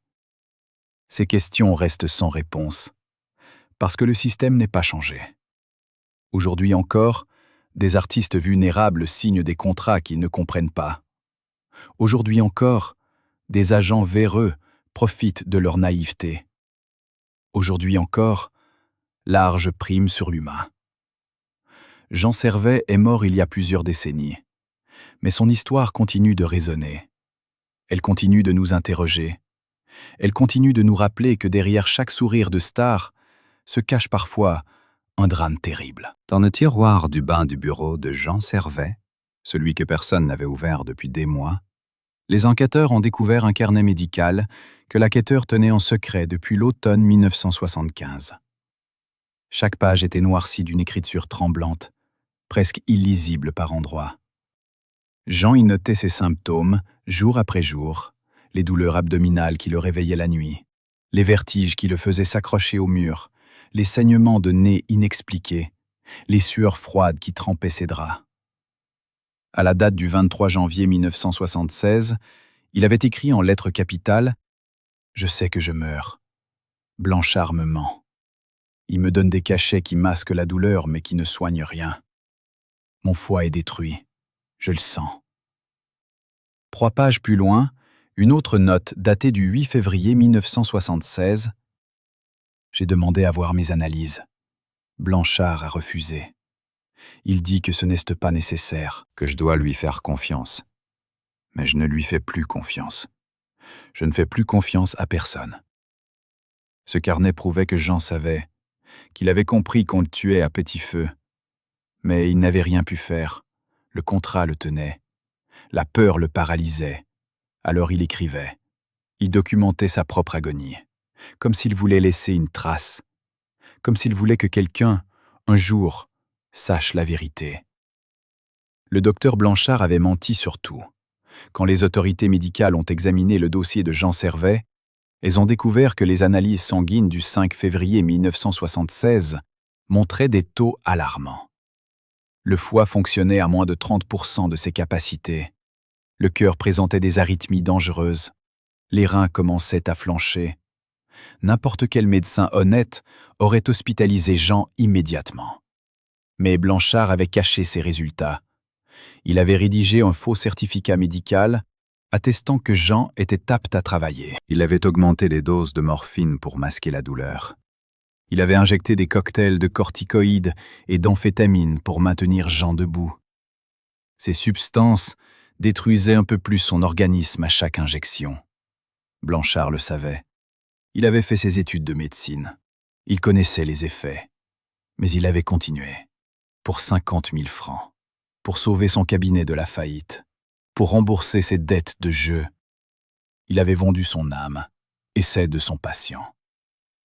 Le soir du 15 février 1976, quelques heures avant que Jean ne soit transporté à l'hôpital Cochin, Blanchard était venu le voir une dernière fois à l'appartement. L'infirmière qui surveillait Jean cette nuit-là a raconté la scène aux enquêteurs. Blanchard était arrivé vers 23 heures, sa trousse noire à la main. Il était ivre. Il sentait le whisky à 3 mètres.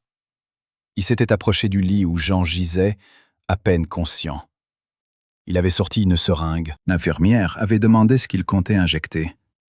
Blanchard avait répondu « de quoi le soulager ». L'infirmière avait insisté pour voir le flacon. Blanchard avait refusé. Il avait dit que c'était son patient, que c'était lui le médecin, qu'elle n'avait pas à poser de questions. L'infirmière avait menacé d'appeler la police. Blanchard avait hésité. Puis il avait rangé la seringue. Il avait murmuré « De toute façon, c'est trop tard. Il est foutu. » Il était reparti en titubant.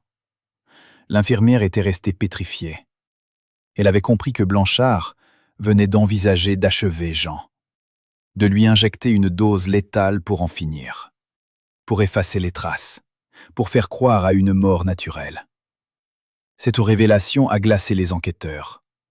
Blanchard n'était pas seulement un médecin corrompu, c'était potentiellement un meurtrier. Quand il a été interrogé sur cet épisode, il s'est effondré. Il a avoué qu'il avait effectivement envisagé d'injecter une dose massive de morphine à Jean. « Pas pour le tuer », a-t-il prétendu, « juste pour abréger ses souffrances. » Jean agonisait. Il souffrait atrocement. Blanchard voulait lui épargner ça. Mais les enquêteurs n'ont pas cru à cette version. Ils pensaient que Blanchard voulait surtout faire disparaître le témoin principal de ces malversations. Si Jean mourait rapidement, personne ne pourrait prouver que Blanchard l'avait empoisonné pendant des semaines. L'autopsie montrerait une défaillance multi-organique, une mort naturelle pour un homme usé. Personne ne poserait de questions. Mais l'infirmière avait tout fait échouer. Elle avait sauvé Jean d'une mort prématurée, même si ce n'était que pour quelques heures de plus. 3 jours avant la première représentation, au théâtre Marigny, un homme était venu frapper à la porte de l'appartement du 16e arrondissement. Simone avait ouvert. L'homme portait un costume sombre, une cicatrice barrait sa joue gauche. Il avait demandé à voir Jean. Simone avait voulu refuser, mais l'homme l'avait écarté sans ménagement. Il était entré dans le salon où Jean lisait le journal. Jean avait levé les yeux. Son visage s'était décomposé. Il avait murmuré « Lucien, qu'est-ce que tu fais là ?» L'homme avait souri, un sourire sans chaleur. Il avait dit « Tu sais très bien pourquoi je suis là, Jean. Ça fait 14 ans que j'attends. 14 ans que tu me dois 200 000 francs. J'ai été patient, mais maintenant je veux mon argent. » Jean avait balbutié qu'il n'avait rien, que tout était parti, que les créanciers l'avaient dépouillé. Lucien Barretta avait sorti une photo de sa poche, une photo des 2 fils de Jean. Il avait posé sur la table basse. Il avait dit « Alors je vais me servir autrement. Tes fils ont l'air en bonne santé. Ce serait dommage qu'il leur arrive quelque chose. » Jean s'était levé d'un bond malgré sa faiblesse. Il avait crié « Ne touche pas à mes fils !» Lucien avait ri. Il avait répondu « Alors trouve l'argent. Tu as 1 semaine. » Après ça, je ne réponds plus de rien. Il était reparti aussi vite qu'il était venu. Jean s'était effondré sur le canapé. Simone était restée figée dans l'entrée. Elle avait tout entendu. Elle savait maintenant que Jean n'était pas seulement piégé par Georges Maillard. Il était aussi menacé par un gangster qui n'hésiterait pas à s'en prendre à sa famille. Jean n'avait plus aucune issue. S'il annulait la tournée, Georges le ruinait. S'il ne trouvait pas l'argent pour Lucien, ses fils étaient en danger. Il devait jouer, il devait tenir, il devait gagner assez d'argent pour tout le monde, même si ça le tuait. Surtout si ça le tuait. Parce qu'au fond, mourir sur scène était peut-être la seule façon de s'échapper. Cette visite de Lucien Barretta expliquait l'état de panique absolue dans lequel Jean se trouvait les derniers jours. Madame Paulette, l'habilleuse, avait raconté qu'elle l'avait trouvé en larmes dans sa loge le soir du 13 février 1976. Il répétait « Ils vont tuer mes fils, ils vont tuer mes fils ». Madame Paulette avait cru qu'il délirait à cause de la fièvre, mais maintenant tout prenait sens. Jean ne délirait pas. Il savait que Lucien ne plaisantait pas. Il connaissait la réputation du gangster. Lucien avait fait ses preuves dans le milieu de Pigalle. On racontait qu'il avait fait disparaître 3 personnes qui lui devaient de l'argent dans les années 50. Leur corps n'avait jamais été retrouvé. Jean savait qu'il ne pouvait pas prendre ce risque. Ses fils avaient déjà coupé les ponts avec lui. Mais il les aimait. Il voulait les protéger, même si ça signifiait se sacrifier. Le matin du 17 février 1976, quelques heures avant que Jean ne s'éteigne à l'hôpital Cochin, ses 2 fils sont arrivés dans sa chambre. Ils ne l'avaient pas vu depuis 8 ans. Ils ont été choqués par ce qu'ils ont découvert. Leur père n'était plus qu'une ombre. Son visage était creusé, ses yeux enfoncés dans leurs orbites. Sa peau avait la couleur de la cire. Il respirait avec difficulté. Les machines bipaient autour de lui. L'aîné, Pierre, s'est approché du lit. Il a pris la main de son père. Il a murmuré « Papa, c'est nous. On est là. » Jean a ouvert les yeux. Il a souri faiblement. Il a dit « Mes garçons, vous êtes venus. Je suis désolé. Pour tout. » Le cadet, Michel, a fondu en larmes. Il a dit « Ne parle pas, papa. Repose-toi. On va s'occuper de tout. » Jean a secoué la tête. Il a murmuré « Écoutez-moi. Il faut que vous sachiez. Lucien Barretta, il me cherche. Il veut son argent. Si je meurs, il viendra vous voir. Ne lui donnez rien. Appelez la police. Protégez-vous. » Pierre et Michel se sont regardés, interloqués. Ils ne connaissaient pas ce nom. Ils ne comprenaient pas de quoi parlait leur père. Jean a continué d'une voix de plus en plus faible. « J'ai fait des erreurs. Beaucoup d'erreurs. J'ai joué. J'ai perdu. J'ai emprunté à des gens dangereux. Je pensais pouvoir rembourser, mais je n'ai jamais pu. Et maintenant, vous êtes en danger à cause de moi. Je suis désolé. Pardonnez-moi. » Pierre a serré la main de son père plus fort. Il a dit « On te pardonne, papa. On te pardonne tout. Mais tu vas t'en sortir. Tu vas guérir. » Jean a souri tristement. Il a murmuré « Non, mon fils, c'est fini, je le sais. Mais vous allez vivre. Vous allez être heureux. C'est tout ce qui compte. » Il a fermé les yeux. Sa respiration est devenue plus lente, plus irrégulière. Les 2 fils sont restés à son chevet, tenant chacun une de ses mains. Ils ont pleuré en silence. Ils savaient que c'était la fin. À 6 heures du matin, le moniteur cardiaque a émis un long bip continu. Le cœur de Jean Servet s'était arrêté. Les infirmières ont accouru. Elles ont tenté une réanimation, massage cardiaque, défibrillateur, injection d'adrénaline, mais rien n'y a fait. Le corps de Jean était trop détruit, trop épuisé. Il avait lutté jusqu'au bout, mais maintenant, il lâchait prise. À 6h23, le médecin de garde a constaté le décès. Il a noté l'heure sur le certificat. Pierre et Michel sont restés dans la chambre avec le corps de leur père. Ils ont pleuré pendant 1 heure. Puis ils sont sortis. Dans le couloir, des journalistes attendaient déjà. La nouvelle s'était répandue comme une traînée de poudre. Jean Servet était mort. La légende s'était éteinte. Les flashs ont crépité, les questions ont fusé. Pierre a levé la main pour demander le silence. Il a dit d'une voix brisée « Notre père est parti ce matin. Il a souffert. Mais il est en paix maintenant. Nous demandons le respect de notre deuil. Puis les deux frères sont partis. Ils ont laissé derrière eux le cirque médiatique. Ils voulaient juste rentrer chez eux, pleurer leur père, et essayer de comprendre comment tout avait pu déraper à ce point. Les funérailles de Jean Servet ont eu lieu le 22 février 1976 au cimetière du Père-Lachaise. Des centaines de personnes étaient présentes. Des acteurs, des réalisateurs, des producteurs, des fans.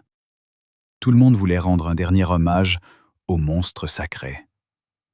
Mais 3 personnes brillaient par leur absence. Georges Maillard, en garde à vue. Le docteur Blanchard, interdit de paraître. Et Simone Valéry, cachée quelque part, terrorisée à l'idée d'être lynchée par la foule. Marguerite Servet était là, au premier rang, vêtue de noir. Elle pleurait en silence. À côté d'elle, Pierre et Michel soutenaient leur mère. Philippe Darcourt a prononcé un éloge funèbre émouvant. Il a parlé du talent de Jean, de sa générosité, de son humanité. Il a dit que Jean avait été trahi par ceux qui auraient dû le protéger, que sa mort était un scandale, que justice devait être faite. Les applaudissements ont résonné dans le cimetière. Puis le cercueil a été descendu en terre. Jean Servet reposait enfin, loin des projecteurs, loin des mensonges, loin de la douleur. Mais l'histoire ne s'arrêtait pas là. Quelques jours après les funérailles, Pierre et Michel ont reçu la visite de Lucien Barretta. Le gangster s'est présenté chez Pierre, à Neuilly, en fin d'après-midi. Il a sonné à la porte. Pierre a ouvert. Il a reconnu l'homme à la cicatrice, d'après la description de son père. Il a voulu refermer la porte, mais Lucien a bloqué avec son pied. Il a dit « On doit parler ». Pierre a répondu « Je n'ai rien à vous dire. Mon père est mort. Ses dettes sont mortes avec lui. » Lucien a souri. Il a dit « C'est pas comme ça que ça marche, mon garçon. Ton père me devait 200 000 francs. Maintenant, c'est toi qui me les dois. » Pierre a pâli. Il a dit « Je n'ai pas cet argent. » Lucien a haussé les épaules. Il a répondu « Alors trouve-le, ou il va t'arriver des problèmes. » Il est reparti. Pierre est resté figé sur le seuil. Il savait que Lucien ne plaisantait pas. Pierre a immédiatement contacté la police. Il a raconté la visite de Lucien Barretta. Il a expliqué les menaces. Les policiers ont pris sa déposition. Ils ont ouvert une enquête. Mais Lucien était un vieux routier. Il connaissait toutes les ficelles. Il ne laissait jamais de traces. Il ne faisait jamais de menaces explicites. Il se contentait de suggestions, de sous-entendus. Impossible de l'inculper. Les policiers ont conseillé à Pierre de faire profil bas, de ne pas provoquer Lucien, de gagner du temps. Pendant ce temps, ils essaieraient de trouver des preuves contre le gangster. Pierre a suivi leurs conseils, mais il vivait dans la peur. Chaque fois que le téléphone sonnait, il sursautait. Chaque fois qu'il sortait de chez lui, il regardait par-dessus son épaule. Il avait l'impression d'être suivi, traqué, comme son père l'avait été. Finalement, c'est Marguerite qui a trouvé la solution. Les femmes de Jean possédaient encore quelques bijoux de valeur. Des cadeaux que Jean lui avait offerts pendant les années 50, quand il gagnait des fortunes. Elle les a vendus. Elle a réuni 150 000 francs. Ce n'était pas les 200 000 que réclamait Lucien, mais c'était déjà ça. Elle a contacté le gangster par l'intermédiaire d'un avocat. Elle a proposé un arrangement. 150 000 francs cash et Lucien laissait ses fils tranquilles. Lucien a accepté. Il a dit que pour le respect qu'il portait à Jean, il faisait une remise. Mais que c'était la dernière fois. Que si jamais les fils avaient encore des dettes, il ne serait pas aussi clément. L'argent a été remis dans un parking souterrain de la porte de Clignancourt. Marguerite y est allée seule. Elle a tendu l'enveloppe à Lucien. Il a compté les billets. Il a hoché la tête. Il a dit « Ton mari était un con, mais toi, t'as des couilles. » Puis il est parti. Marguerite est rentrée chez elle. Elle a pleuré toute la nuit. Elle venait de vendre les derniers souvenirs de sa vie avec Jean pour sauver ses fils. Mais elle ne regrettait rien. Ses fils étaient en sécurité. C'était tout ce qui comptait. Georges Maillard a purgé 10 ans de sa peine de 12 ans à la prison de Fresnes. Il est sorti en 1987. Il avait 62 ans. Il était brisé, ruiné, oublié. Plus personne ne voulait travailler avec lui. Son nom était devenu synonyme de trahison et de cupidité. Il a essayé de se reconvertir. Il a tenté d'ouvrir une petite agence artistique dans le 18e arrondissement. Mais aucun artiste n'a voulu signer avec lui. Il a fini par abandonner. Il a vécu ses dernières années dans un studio miteux de Belleville, survivant grâce à une maigre pension. Il buvait, il fumait, il toussait. En 1989, il a été hospitalisé pour un cancer du poumon. Il est mort 3 mois plus tard, seul dans une chambre d'hôpital. Personne n'est venu à son enterrement, même pas sa sœur. Il a été inhumé dans une fosse commune, sans fleurs, sans plaque, sans nom, comme s'il n'avait jamais existé. La justice immanente avait fini par le rattraper. Le docteur Maurice Blanchard n'a pas eu cette chance. Il est mort en prison en 1980, 4 ans après sa condamnation. Officiellement, c'était une cirrhose du foie, mais les détenus qui l'ont connu racontent une autre histoire. Blanchard buvait pour oublier. Il se réveillait la nuit en hurlant. Il disait qu'il voyait Jean Servet au pied de son lit, que Jean le regardait avec des yeux accusateurs, que Jean lui demandait pourquoi il l'avait tué. Blanchard était hanté, rongé par la culpabilité. Il a tenté de se suicider 2 fois. La première fois, il a avalé des cachets qu'il avait réussi à se procurer. On l'a sauvé in extremis. La deuxième fois, il s'est ouvert les veines avec un morceau de verre. Là encore, on l'a réanimé. Mais son corps ne tenait plus. Son foie lâchait, son cœur flanquait. Il agonisait lentement, comme Jean avait agonisé. Certains détenus disaient que c'était une forme de justice poétique, que Blanchard payait pour ses crimes, qu'il mourait de la même manière que son patient, dans la douleur, dans la solitude, dans le remords. Simone Valéry a disparu après le procès.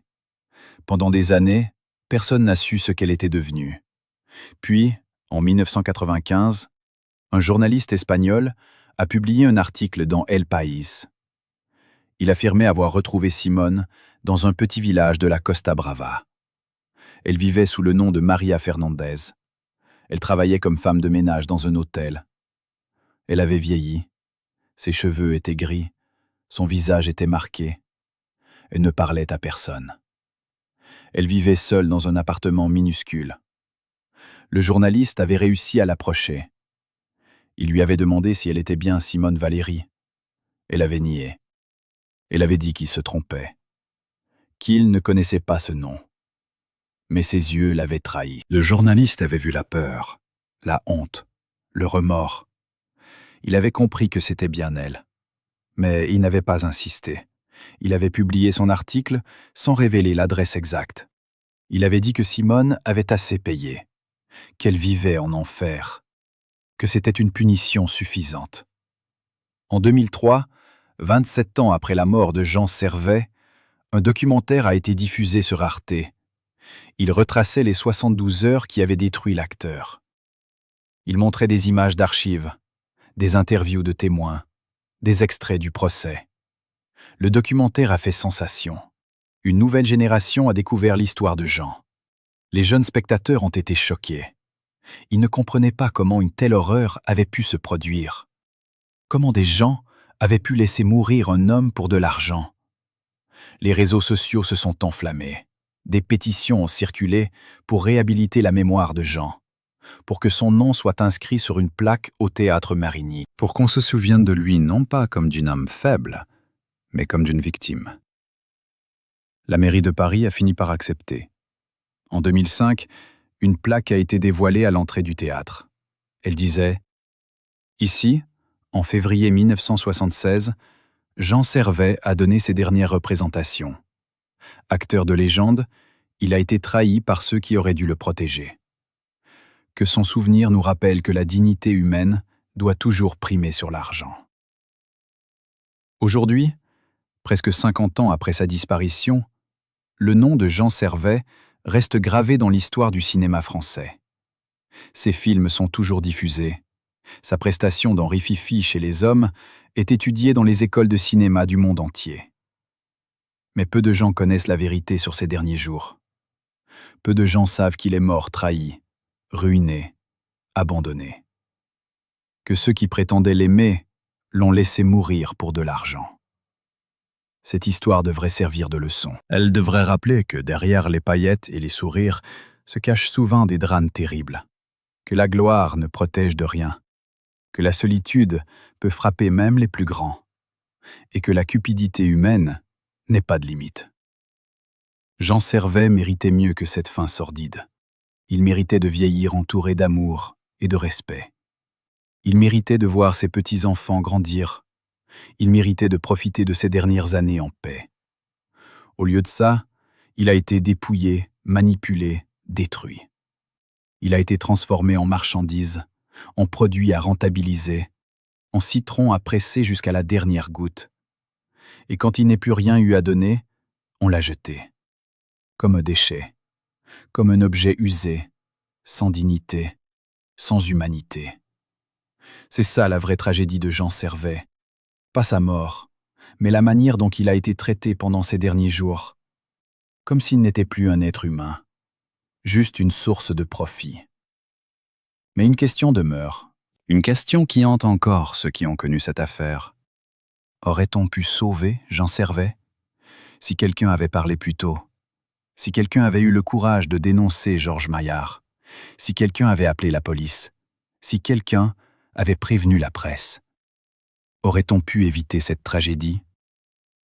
Philippe Darcourt, l'ami fidèle qui a tenté d'intervenir, pense que oui. Il a déclaré dans une interview en 2010 « Jean était piégé, mais il n'était pas condamné. Si j'avais su plus tôt ce qui se passait, j'aurais pu agir. J'aurais pu le sortir de là. Mais personne ne m'a rien dit. Tout le monde se taisait, par peur, par lâcheté, par intérêt, et Jean en a payé le prix. » Hélène Marchand, la journaliste qui a révélé le scandale, partage ce sentiment.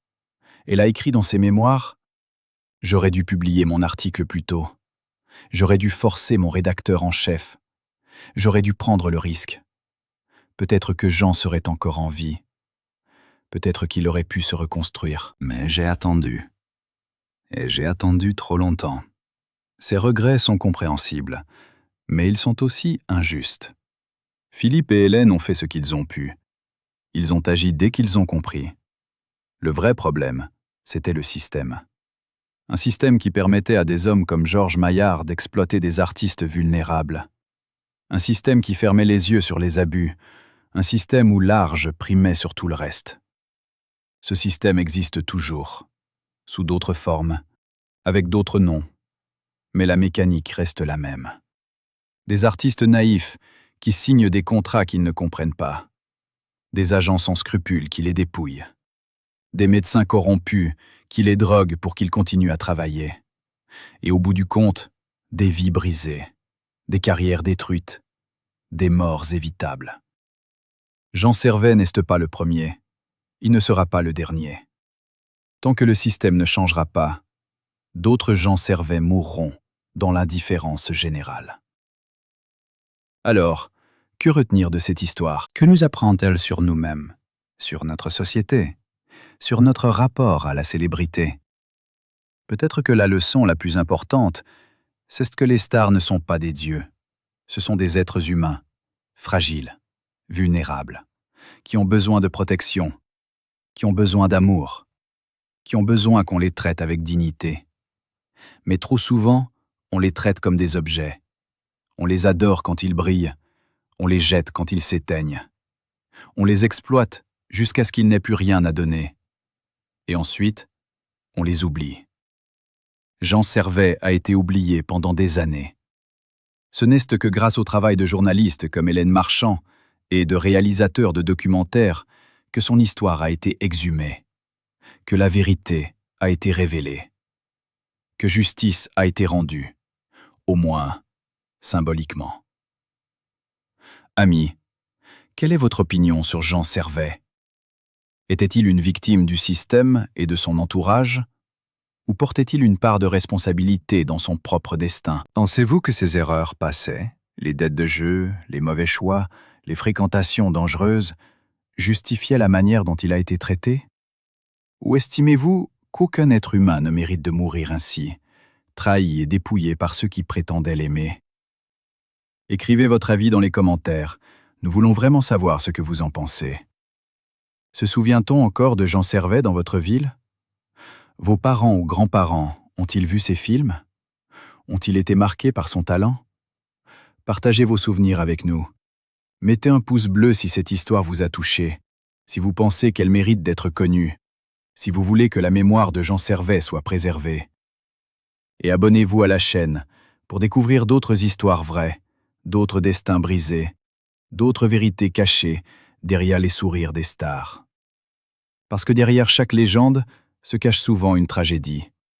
Et ces tragédies méritent d'être racontées, pour que jamais on oublie. Pour que jamais on ne répète les mêmes erreurs. Pour que jamais plus un artiste ne meure seul, trahi, abandonné, pendant que le public applaudit sans savoir.